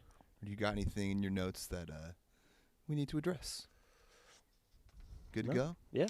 Cool, man. Yeah. I've got you at year 8. This is the year, I think, that some have called the greatest AA baseball team of all time, and just like an absolute roster. You know, this is you're the Akron Arrows. Is that right? Arrows? Yeah. Am I saying that right? Akron Arrows. It was definitely the best team I was ever a part of. Yeah, and like that's for sure. Fill me in on more names, but I've got Milton Bradley on this team, Ryan Church, Coco Crisp, Jody Garrett, Victor Martinez, Johnny Peralta, and Cliff Lee. Any other names that jump out to you on that roster? I can pull them up. Yeah. No, I'm looking at him here. Jake Westbrook. Oh, right, yeah. Like he pitched in the World Series, didn't he? Yeah. Jarrett Wright. Yeah. Oh, God, yeah. How did I miss that one? Yeah. Well, and like I was saying before, down when I was with the Mets playing in Port St. Lucie, since that was the main hub for the organization. This, you know, Akron is, you know, a stone's throw from Cleveland. So instead of sending their rehab guys all the way down to Winter Haven, you know, instead of the Indians sending them all the way down to Winter Haven, they just sent them down the street to Akron to get their work in. Right, before. so there's lots of big leagues guys there for like a week. Yeah, just stuff like that coming in. Yeah, Matt Lawton was there. Oh, God, yeah. Hey, before we go any further, you were in AAA for a couple games the year before, and I missed it. So, right? Yeah, was it the year before or was it this year? I've got it in 2001. Yeah, no, you're right. You're right. I got up there again. With the Buffalo Bisons. Yep. Played for Eric Wedge. The year before that, Eric Wedge was a manager in AA, and I went up there at the end of the year. That's where Carlie drove cross country to meet up with me, and they were in the playoffs. And yeah, the first game I was there, I moved a runner over, which I wasn't very good at. You know, moved a runner from second to third with less than 2 outs, and then or with nobody out, and then hit a 3-run homer in my first game there, and we ended up going through the playoffs and we didn't. I don't know if we lost in the first round or there was only one round. I don't really remember how it all played out, but I had a few homers, drove in some runs, and he loved me. Yeah. You know, and that's how guys get to the big leagues. Is you develop a relationship with a manager. Yeah. Someone's willing to go to bat for you. He's gonna bring you. Yeah. You know, and that's why I got a shot the next year in AAA. That's cool. And unfortunately, I did a couple things up there that he didn't like. One in particular, I'm not saying like off the field or anything like that, but I failed to get a bunt down. I bunted it in the air back to the pitcher in the first round of the playoff, or in the first game of the playoffs, and he deked me. He acted like he was going to call it all the way and dropped it, and it was long enough. The deke was long enough that I kind of broke stride for a second, and then I had to turn it back on, and they threw both of us out. He doubled me up, and I was safe. I mean, of course I'm going to say that, but I really think I was. Yeah. But the look on his face. Not happy? Yeah, just didn't appreciate that at all. But that was hard, man, because they had a third baseman there, and like I've never DH'd before. Oh, you're doing some DHing? Yeah. I'm DHing, and I mean that's mostly what I did when I was there, and I didn't know how to do that. Yeah, just hard to keep in the game, keep loose, and it's just half the game's gone. Yeah, that's weird. Where were you hitting that in that lineup? Like easily told me you were kind of in the middle of that, or some people did. Like, Well, there's some boppers in that lineup. Yeah. I'm sorry. I've kind of moved ahead to your AA the next year. Sorry. I was actually talking about AAA in the playoffs, but let's do that. Let's go back to the the team with all those guys on it. And, this AA team, man. Did you realize how talented this roster was in the time, or is it more like afterwards you look back, you're like, man, I probably witnessed the best season I had ever seen anyone hit. Victor Martinez did that year, really, from both sides of the plate. Unreal. Like it was just laser after laser after laser, dude. Yeah. He was hitting gaps, line drives, Dialed homers. Every out he made was loud. And Vic's, he's a cool dude. Yeah. I mean, he's a really cool dude. From both sides of the plate. Yeah. So impressive. Yeah. Stat wise, it looked like you talked about a little bit about DHing. Is that this year? Was that a different experience? All I did is I DH'd at the end of this year when I got up to AAA and was playing for Eric Wedge. Okay, that's all I did is DH. Okay. So I've got you for 99 games, 345 at bats, 80 hits, 21 doubles, 20 bombs, 232 average. So strong numbers again. I mean, average okay, but a lot of power there. Were you platooning some? I was. Yeah. So I was. Your first kind of time doing that? A little bit? Yeah, sort of. Yeah. It looks like mostly on all these other years, they kind of ran you out there as an everyday guy. Yeah. Yeah, this year in particular, I believe, is Troy Cameron on that team? There's a former first-round pick. Let's look. I got the roster right here. Yeah. 2002. Yeah, I think he is. But, no, either way, the year before was, I put up some power numbers, but I didn't, I didn't make the jump that they wanted me to push me along. Yeah. So they sent me back there, and whether to either bury me or motivate me, they brought in another third baseman who was a former first-round pick with the Braves, and cool dudes, and Troy Cameron. Yeah. And we split time early in the season, and I eventually, took over third base and finished a year there. But I mean, I would have liked to see if I could have got another 100 at bats. Right. What would that do? Well, yeah, if they were a good 100, Right. Is that another 5-10 bombs? Right. Maybe. I don't know. Who knows? That's different stats too. I mean, overall, do you look at this year as a positive? I think so. Yeah. I think so. Like I was always proud of putting back-to-back years with 20-plus homers. Oh God, yeah. Like that was one of the things in pro baseball that I'm most proud of. Yeah.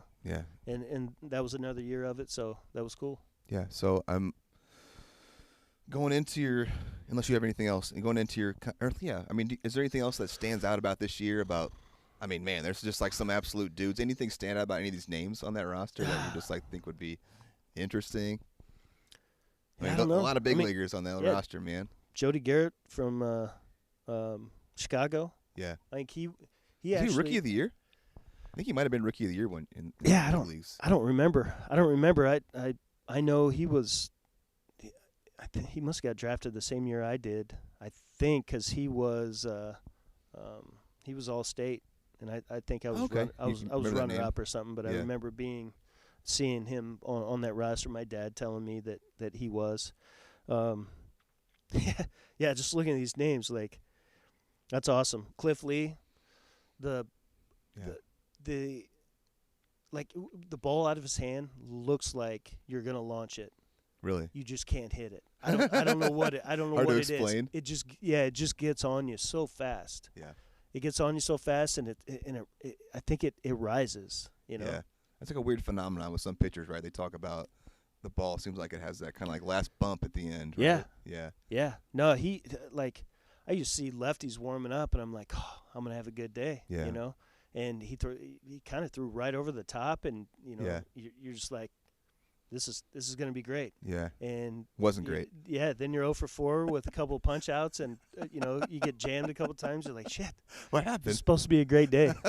And dude was very cool. Yeah, and he obviously went on to have a very strong big league career. I think he might have won the Cy a couple of times, or at least once. Yeah. He was an absolute dude. I want to say he got traded to us when he was playing against us. They just moved dugouts? He did. He switched dugouts that day. Gosh. Or the next day, you know? Baseball's crazy like that. Man. I've seen that happen a couple times. Right? Yeah. That would be weird. That would be weird. Especially if you got to throw. I mean, I'm sure as a pitcher, the new team is not going to throw you against your old team, but that would be cool. Yeah. You know, it's a weird thing that all these guys that have come on here have talked about. You're not only playing minor league baseball for your organization, but you're essentially showing your skills to all the other ones too. Because at any moment, you could be traded. You could be gone, and yeah. Yeah. Year 9. Ready? Sure. So this would be. So what happened here? So this is a new organization, correct? This is what I have here. Yeah. So how'd this happen? Did you get released, or did you get? So here you go. I was a free agent. I was signing as soon as I got Rule 5 and changed teams. Is it year to year after that? It's year to year after that. Okay. So, I take that back. I think if you're a high school signee, I think you're locked in for 6 years under contract. Yeah. And if you get traded, the other team picks up that contract. Yeah, still has your rights. Yeah. So if you get released, you're fair game. Yeah. But it didn't work out that way. So something I forgot to mention about the Rule 5 draft is if you get Rule 5 to the big leagues, which means the team who Rule 5s you has to have a roster spot open for you, but I don't know how. I think it's like $100K or it used to be $150K or something like that. They would have to pay for you, but as a player, you have to stay in the big leagues for that whole year, or stay on the 40-man. I don't know 100% the rules, but if they take you off, the other team just buy it back for half the price. Right. Yeah. And so I spent a couple years in Double-A since I got Rule 5 before. I'm laying in bed one morning, or I should take a step back. I signed with the Cardinals, and I'm fired up, right? My agent gets me a deal with the Cardinals playing Double-A, and like a month later, I get a call from my agent, and I get Rule 5 by the Giants. So okay, that makes sense to me. I was looking at this like I don't understand how this worked out. Okay. No, it is kind of wild. Looking at it myself, I had to kind of go through my brain and remember how it all played out. But that's what happened. I was under contract with the Cardinals. I don't even know if my agent, fought with Cleveland to bring me back or not, but I didn't care. As soon as I heard that the Cardinals had interest in me, I wanted to play in St. Louis. Pretty cool. You know what I mean? So, so I'm under contract for a month with them. Get Rule 5 by the Giants. I had been in Double-A for 2-3 years, and I'm like, holy shit. I got big league Rule 5, and, pretty quickly Someone's my agent was you. like, they were like, no, the Cardinals only protect you on the Double-A roster, so you more or less were a Triple-A Rule 5, which takes anything about the big leagues out. Yeah. So, I had to come back down to earth, but it was exciting for like 2 minutes. I mean, people are still wanting you. Yeah. Still being valued. No, so that's still that's a prospect. Great. That's great, man. And new organization, new look. Yeah. Had the best spring training I've ever had. Came out hot. Yeah. I mean, it hit like 5 or 6 homers in like 11 games. Hit the farthest ball I've ever hit in my life. And let me hear about that.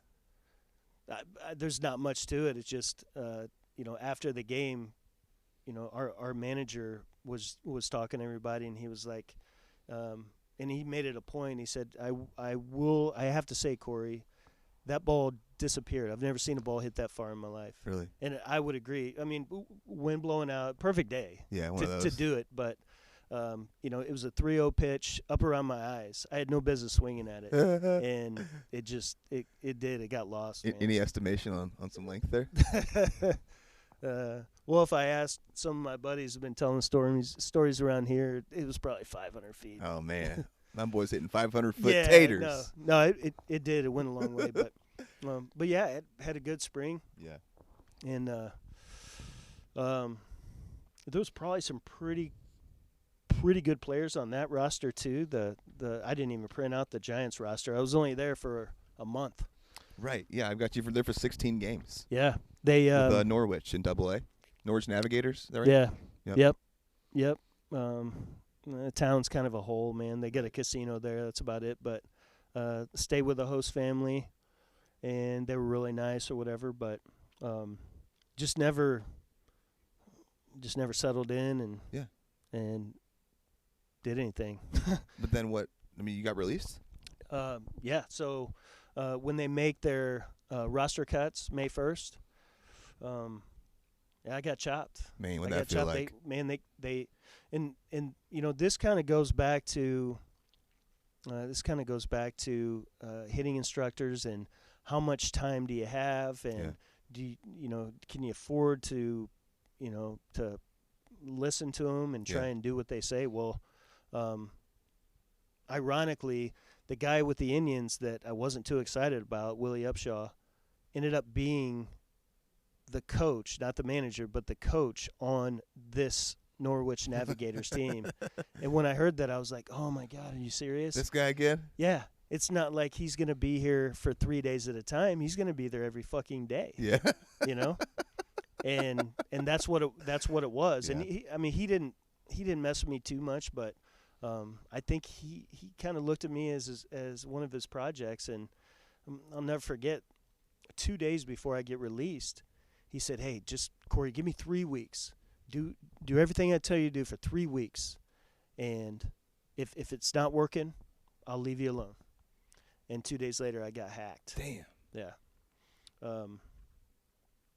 Yeah. And son of a bitch, I get called into the manager's office. We're all getting ready to leave for a bus trip. Yeah. I had already thrown all my shit on there, and I get called back into his office. Willie is nowhere to be found. Yeah. Because I wanted a piece of him after I found out what was going on. But I wish I remember my manager's name. It's not important, but he tells me, listen, dude, it's like they always say, this is the hardest thing to do as a manager. It's a numbers game. He gave me all the bullshit. Cliches. Yeah, he gave me all the bullshit, and I was like, you got to be fucking kidding me. You guys Rule 5 me, and you give me 3 weeks? Right. And I said, what am I supposed to do? Yeah. You guys, I had a contract with another team who gave a shit, and, and he didn't have an answer. I could tell he kind of felt bad about it. It wasn't his decision, but right. Again, Willie wasn't anywhere to be found, and I walked around the clubhouse after that looking for him because I wanted a piece of him, I really did, man. Yeah, it's like, this is bullshit what you said to me. Yeah. Right. Like, did you go to bat for me? Did you? Right. Did you really care? Or exactly. Like, And he said 3 weeks. I get cut 2 days later, so it probably had nothing to do with anything. But either way, never been treated like that before. Right. Yeah. You know what I mean? Oh yeah. I mean, baseball is a cold sport. Yeah. It's cold. So that was it, man. Pretty. Heartbreaking getting released, or what's that feel like? Yeah, it was over. It was over. It was done. Never felt like that in my life. I think I remember reading an article about you driving home and being kind of like, damn, like, is this over? Like. Yeah. No, that's exactly what happened. My first call was probably to my wife. Called mom and dad second. Called my agent third. Yeah. And I was somewhere in West Virginia, driving home, and thinking about all the things that I'm going to do now. Right. Or I was thinking about never getting to play again. Man. Heavy. And it's heavy moment. Yeah, a lot of emotion, obviously. Sure. And my agent calls me and says, "Hey, where you at?" And I think it said I was on Highway 80 or something going west at the top of the country. Mm-hmm. And he said, well, take a left, man. You're going to Tennessee. Yeah. Play for the Cardinals. And I was like, fuck yeah, let's go. Oh man, that's yeah, awesome. It was great. So I never even made it home. Yeah. I just all my shit was already packed. Didn't have too much time to dwell. Yeah. That's cool. So getting new life you know, you were so excited about the Cardinals stuff. So now with the Cardinals here. Yeah. And, you know, you grew up being a Cardinals fan, Ozzie Smith fan, so they're sending you to Double-A with the Tennessee Smokies. Yep. Correct? Yep. Let's hear about it. Yeah. Yeah. This was cool. And this was, you got to play for DJ, Mark Dejohn. Yeah. I've got some stuff coming up here. You said he was kind of your favorite manager in pro ball. He was, man. He was. He has a line that I use all the time. He would either say he was the smartest man in the history of the world, or he was the best manager in the history of the world. But he said them both all the time. Yeah. And I always tell my kids that I'm the smartest man in the history of the world, and it's because of DJ. He was just fun, man, and he knew how to handle players, knew how to talk to people, and he didn't take shit. He enjoyed the game. Yeah. Him and Steve Bye Balboni. Bye. Yeah. He was your hitting coach. Yeah. Right. Yeah. Did you enjoy working with him? I did, man. And he reiterated most things that people told me about using the whole field and stuff. And he would tell me,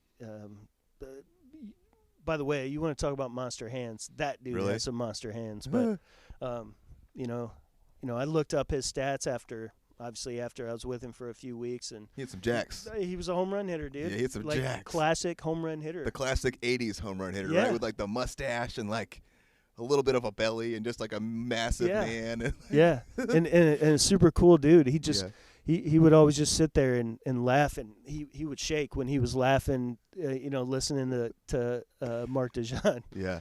DJ was known as being a funny guy. Like he dropped a lot of F-bombs and was just like hilarious. Oh yeah. Guy. Yeah, and he had some, pretty good, ass chewing speeches. Yeah. He did it all, and he was just a great dude. He used to call. My second year with DJ, we had Brody. Carlie gave birth to Brody, and like right during the middle of the season, and she'd be in the waiting room all the time, and DJ come walking out there at times, and he always called Brody Chief Brody from Jaws. Yeah. Oh, great movie. Yeah. So Brody's Chief Brody. Chief Brody, I like that. Yeah. Playing for the Double-A Tennessee Smokies in the Southern League. I mean, some guys on that roster: Ankiel, Chris Duncan, Dan Herron, Yachty, Skip Schumacher, current skipper of the Marlins. I mean, there's some dudes, man. Yeah. Like, do you have any? I mean, in 100 games, you had 311 at bats, 64 hits, 21 doubles, 16 jacks, 206 average. So a lot of power, and not. Looks like you were platooning some there, right? Yeah. Well, I showed up a month late, so didn't have much of an opportunity. When I got there, there was another third baseman that, fortunate for me, he wasn't working out. Yeah. And he and I split time for a while, and then I must have got hot, and that was it. Tell me a little about Ankiel. What had happened? I love his story. Like what a testament to what a crazy athlete to be able to do. Come up and be this dominant pitcher. He has these mental issues. His arm kind of falls apart, and to make it back as an outfielder is like mind blowing. It is. How do you do that? It is. It's incredible. God. We were actually my third year, because he's from Port St. Lucie. Right. My third year, I remember watching him pitch in I don't know if it's a state tournament or like a super sectional, in comparison to what we have here. Yeah. But he had 2 bombs and was throwing absolute bullets. He was striking everyone out, just throwing it by him. Yeah. And I mean, we're all sitting there like, some of us or some of the guys knew that he was going to be a first-round pick. Yeah. And we're just watching it. We're like, we'll see this guy pretty soon. Yeah. However many 5 years later, whatever, I'm playing with him. Yeah. One of the first game that I played for that team, Rick started, and he didn't record an out. I mean, he did that. He did that 4 or 5 times that year that I saw. Hard to watch. Yeah, dude. Just. Yeah. This was, if you guys don't know, Rick Ankiel had an awesome rookie year, lit it up. He might have been rookie of the year, and then kind of had some like mental yips and like really couldn't control kind of lost a lot of his pitching stuff and was trying to find it again, essentially. Yeah, right? just nowhere close to the zone. Yeah. I mean, he'd walk 4 guys and he'd get pulled. Yeah. And you're right. You sit there, you feel bad for the dude because you know what he's done. Right. You know he can do it. Right.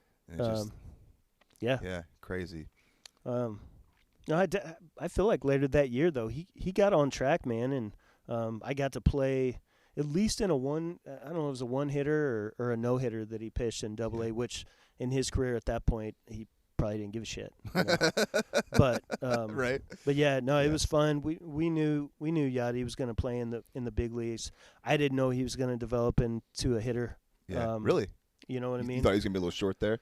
Well, I didn't think he was going to suck. Right, but he was just so good defensively. You didn't look at. I mean, he poked the ball to right. That's all he did. It's just little line drives to right field. But that's a classic case of a guy who understands how to hit. I mean,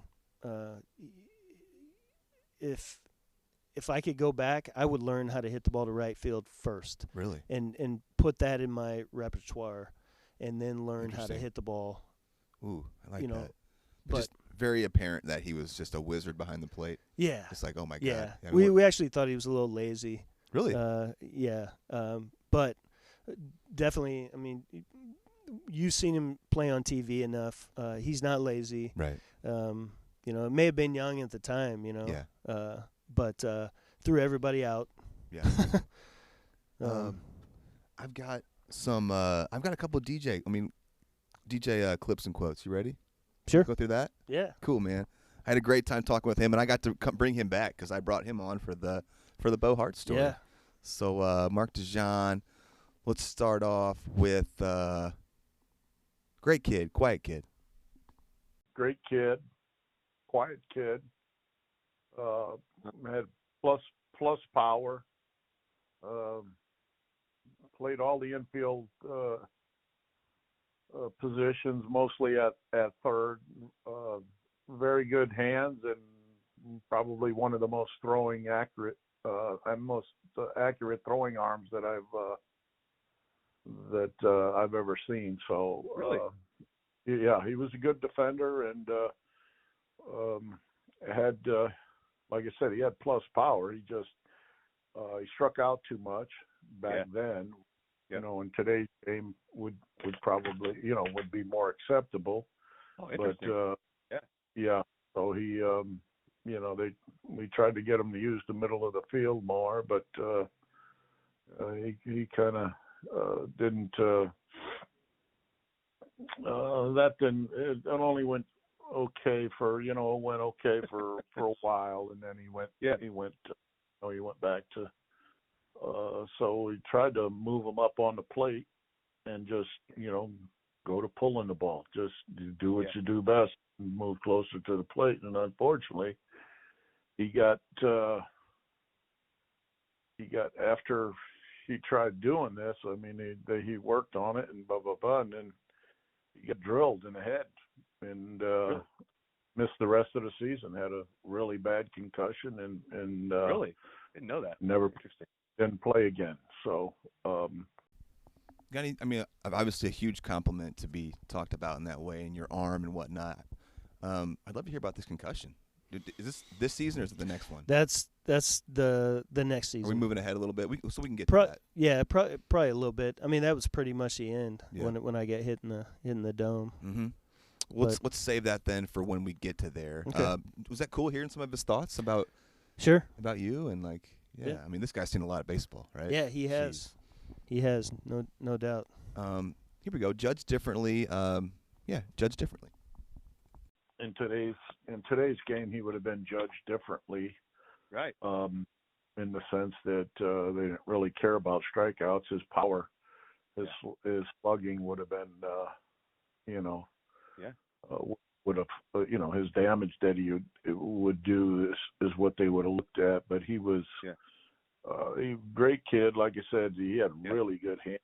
I thought he had the ability to at that time, even that time with his, if he made more contact, that he would, he had a chance to be a utility player at the big league level because he was were handed, and like I said, I've never had a player that threw more accurately than him. So that's cool. Yeah, that's cool. Yeah.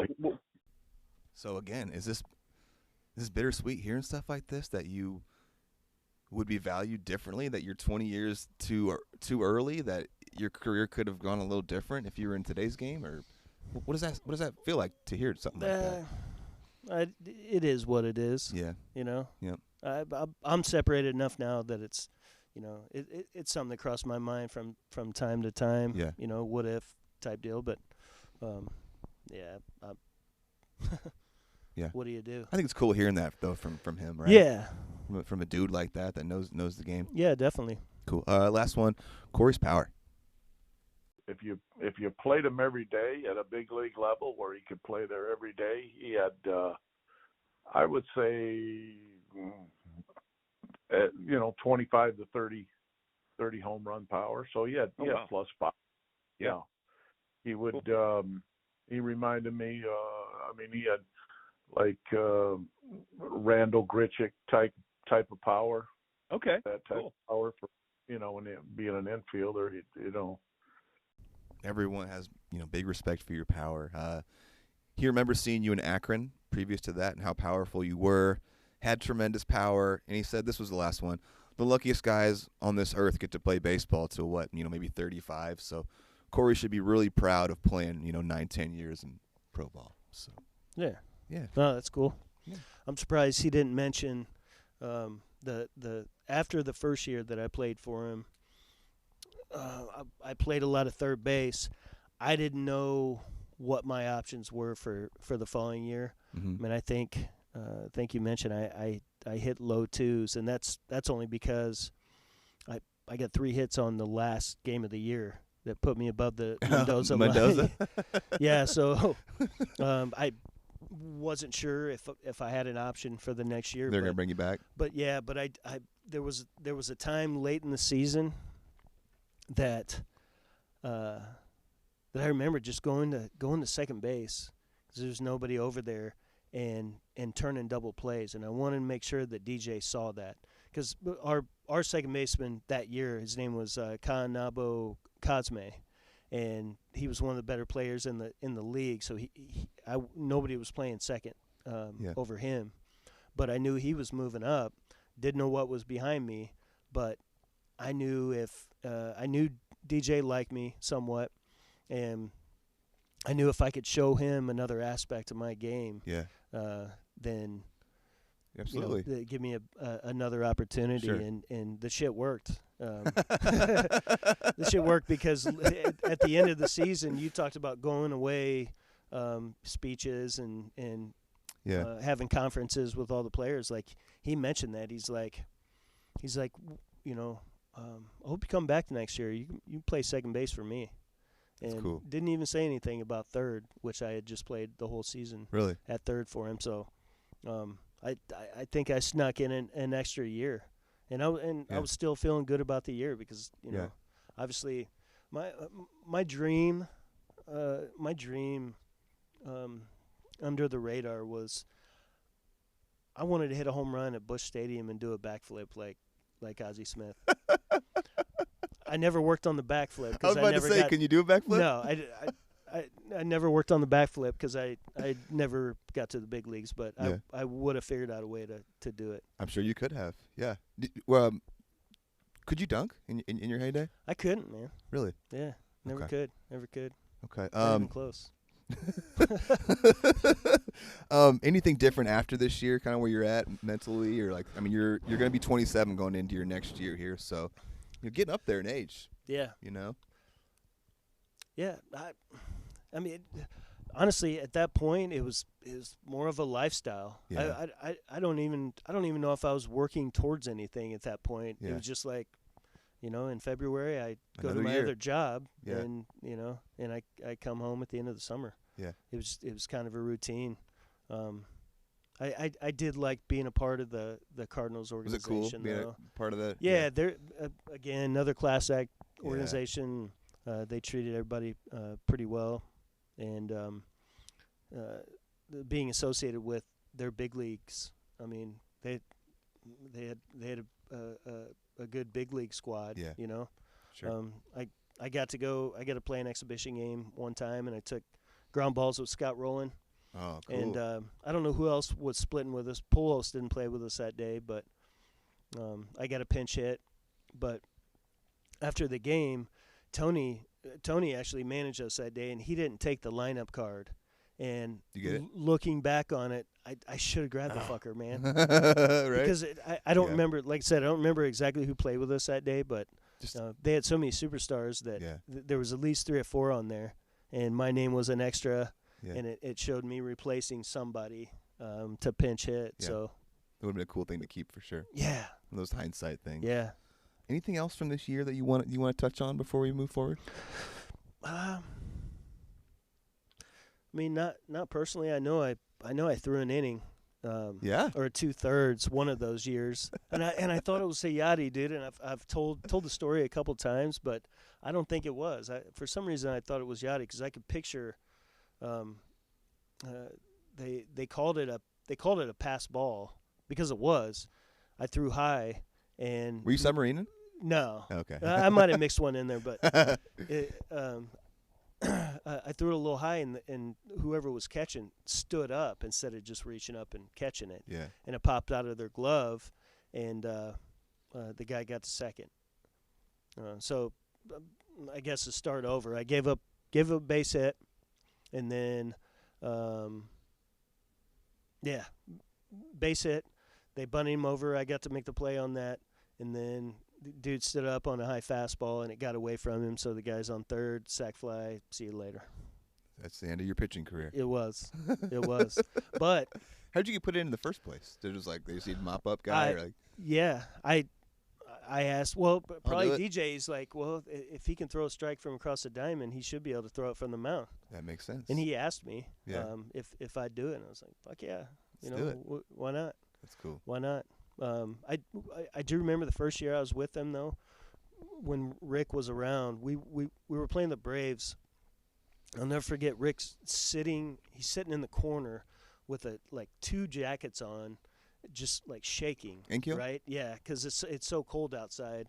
I mean, not like 20 degrees or anything, but it's 40 and windy, right? And maybe some sleet. Yeah. Or light rain, and I don't really know the circumstances of the game. I don't know if it was out of hand or we needed a couple runs or what, but there was a couple guys on, and DJ yells down to Rick, hey, Rick, you want to hit? And I looked this way at DJ when he said that, and by the time I turned around, Rick was running past me, right? Yeah. And taking all his shit off. And the hitter, he would have been on deck at that time, but the hitter had a couple strikes on him, so Rick didn't have any time to do anything. And he just grabbed, I don't know where the bat came from, but he grabbed somebody's bat, right? Yeah. Next guy grounds out. Rick didn't take really any hacks. He might have taken a couple dry hacks, no donut, no anything. Yeah.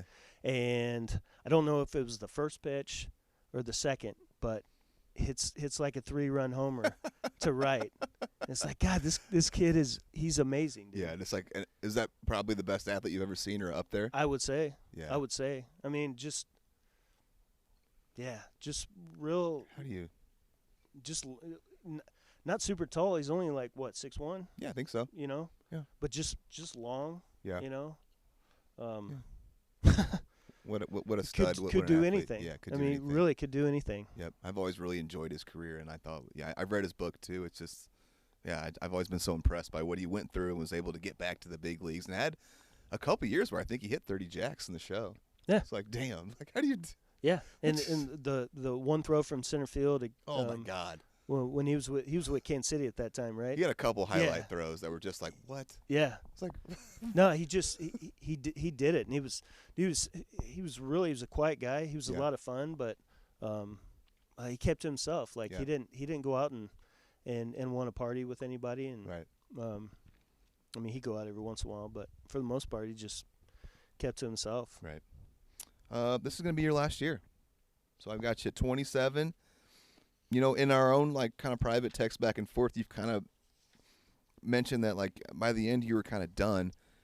Was that towards the end of this year, or you kind of knew that this year was kind of it beforehand, or like how did you see that? End of this last year. Yeah. Well, there was a point in the year we had just had Brody. Let's see, Brody was born on April 14th, so he was there early on. But anyway, when Carlie got done teaching, she came out and brought Brody and lived with us in the summer. But I remember a point in about the middle of the summer when I was hitting pretty well, man. I was hitting around 250 and had about 9 or 10 homers. And I remember coming off a bus trip, and I told Carlie, I said, "Look, dude, if I keep this up for a few more weeks," I said, I might get a chance to move up. Yeah. And I shouldn't have opened my mouth because I don't think I got a hit for a week after that. Like literally, 0 for 20 something. Man. And you saw how I ended up. I Yeah. just never really recovered from that. Yeah. We're back with Double A with the Tennessee Smokies. Yeah. Yep. DJ again. Interesting story about that year though. Remember Brad Thompson? Yeah. Brad was. I don't know if he started with us or came up early in the season, but he broke a record that year for most. It was a minor league record that it held for 40 or 50 years. Most scoreless innings consecutive. Oh, wow.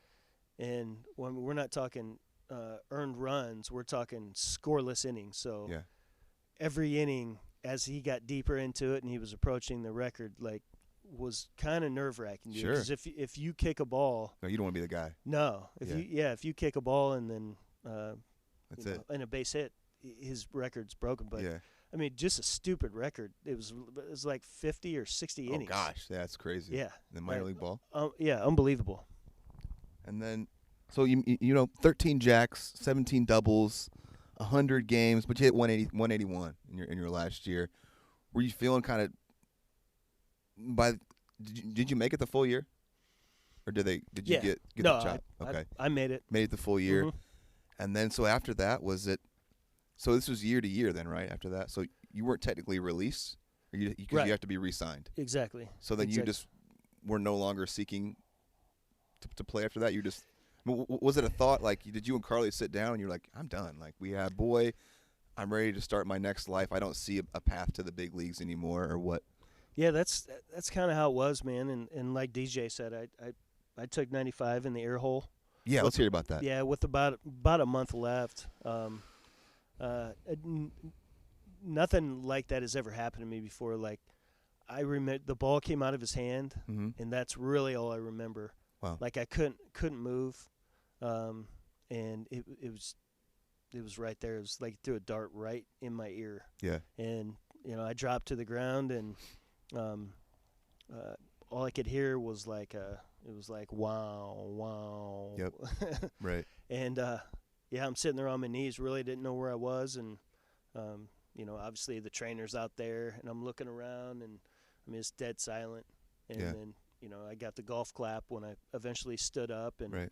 walked to first, and then was that your last pro at bat? No, I got a couple more ABs later on. Tried to make it back. Yeah, but the first pitch, I'm standing on first base like shit. This kind of You didn't come out of the game? No. Oh, no. wow. Well, I stayed in, and then next guy hits a ball in the gap, so I have to go first to third and potentially score.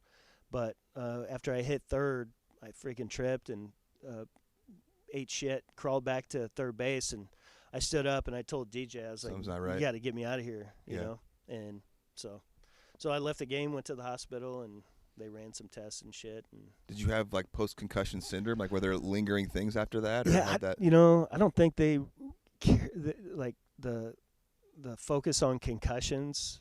Wasn't what it is today. Yeah, it wasn't a thing, Yeah. And I just kept telling them, I'm like, dude, I have this ringing in my ears that won't go away. Yeah. And, it lasted for about a week.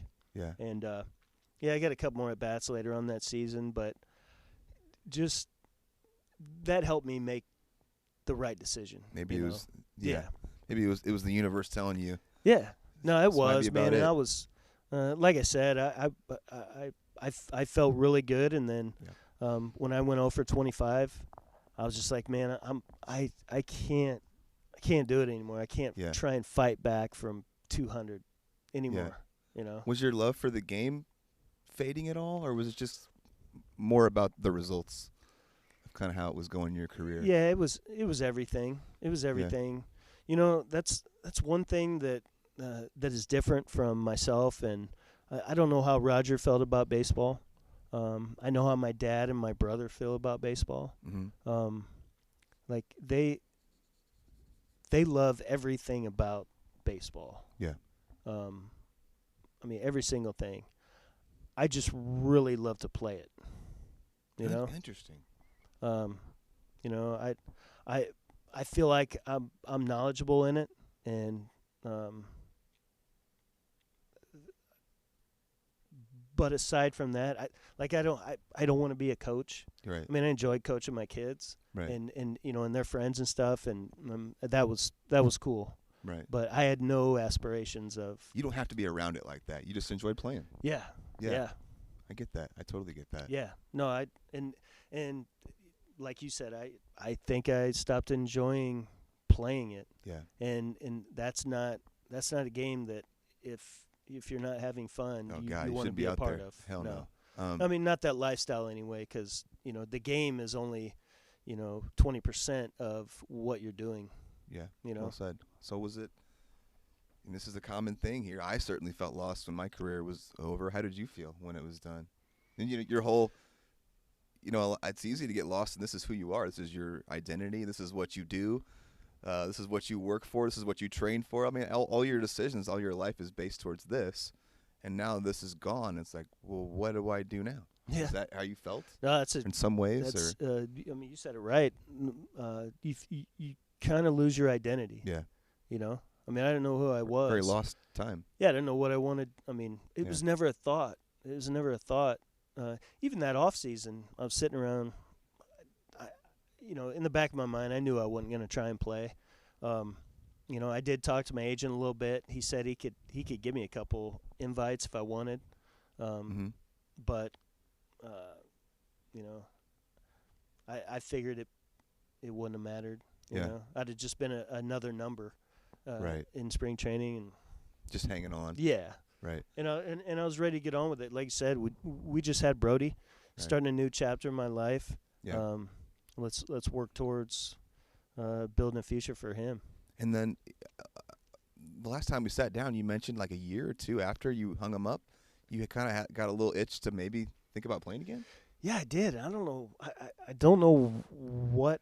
I'm sure you were still like young and athletic and strong. You're like, man, I feel good. Like I can still do some things. Yeah. Well, I mean, I would say that's anything you do that you spend that much time on. Yeah. If you take some time away from it, you start to miss it. Yeah. And it's like, maybe I didn't hate it so much. Or, I hate's a strong word, but you know what I'm saying. Absolutely. Yep. So, okay. This is a nice place for. I mean, do you feel like? Overall, looking back, is your head? Do you hold your head high thinking about your baseball career and how it went and like what you went through, or is it a mixed bag, or what? What do you? Yeah, it's a mixed bag. I mean, I'm proud of what I did. I don't think I was smart about it. I don't think I got to the level that I was capable of.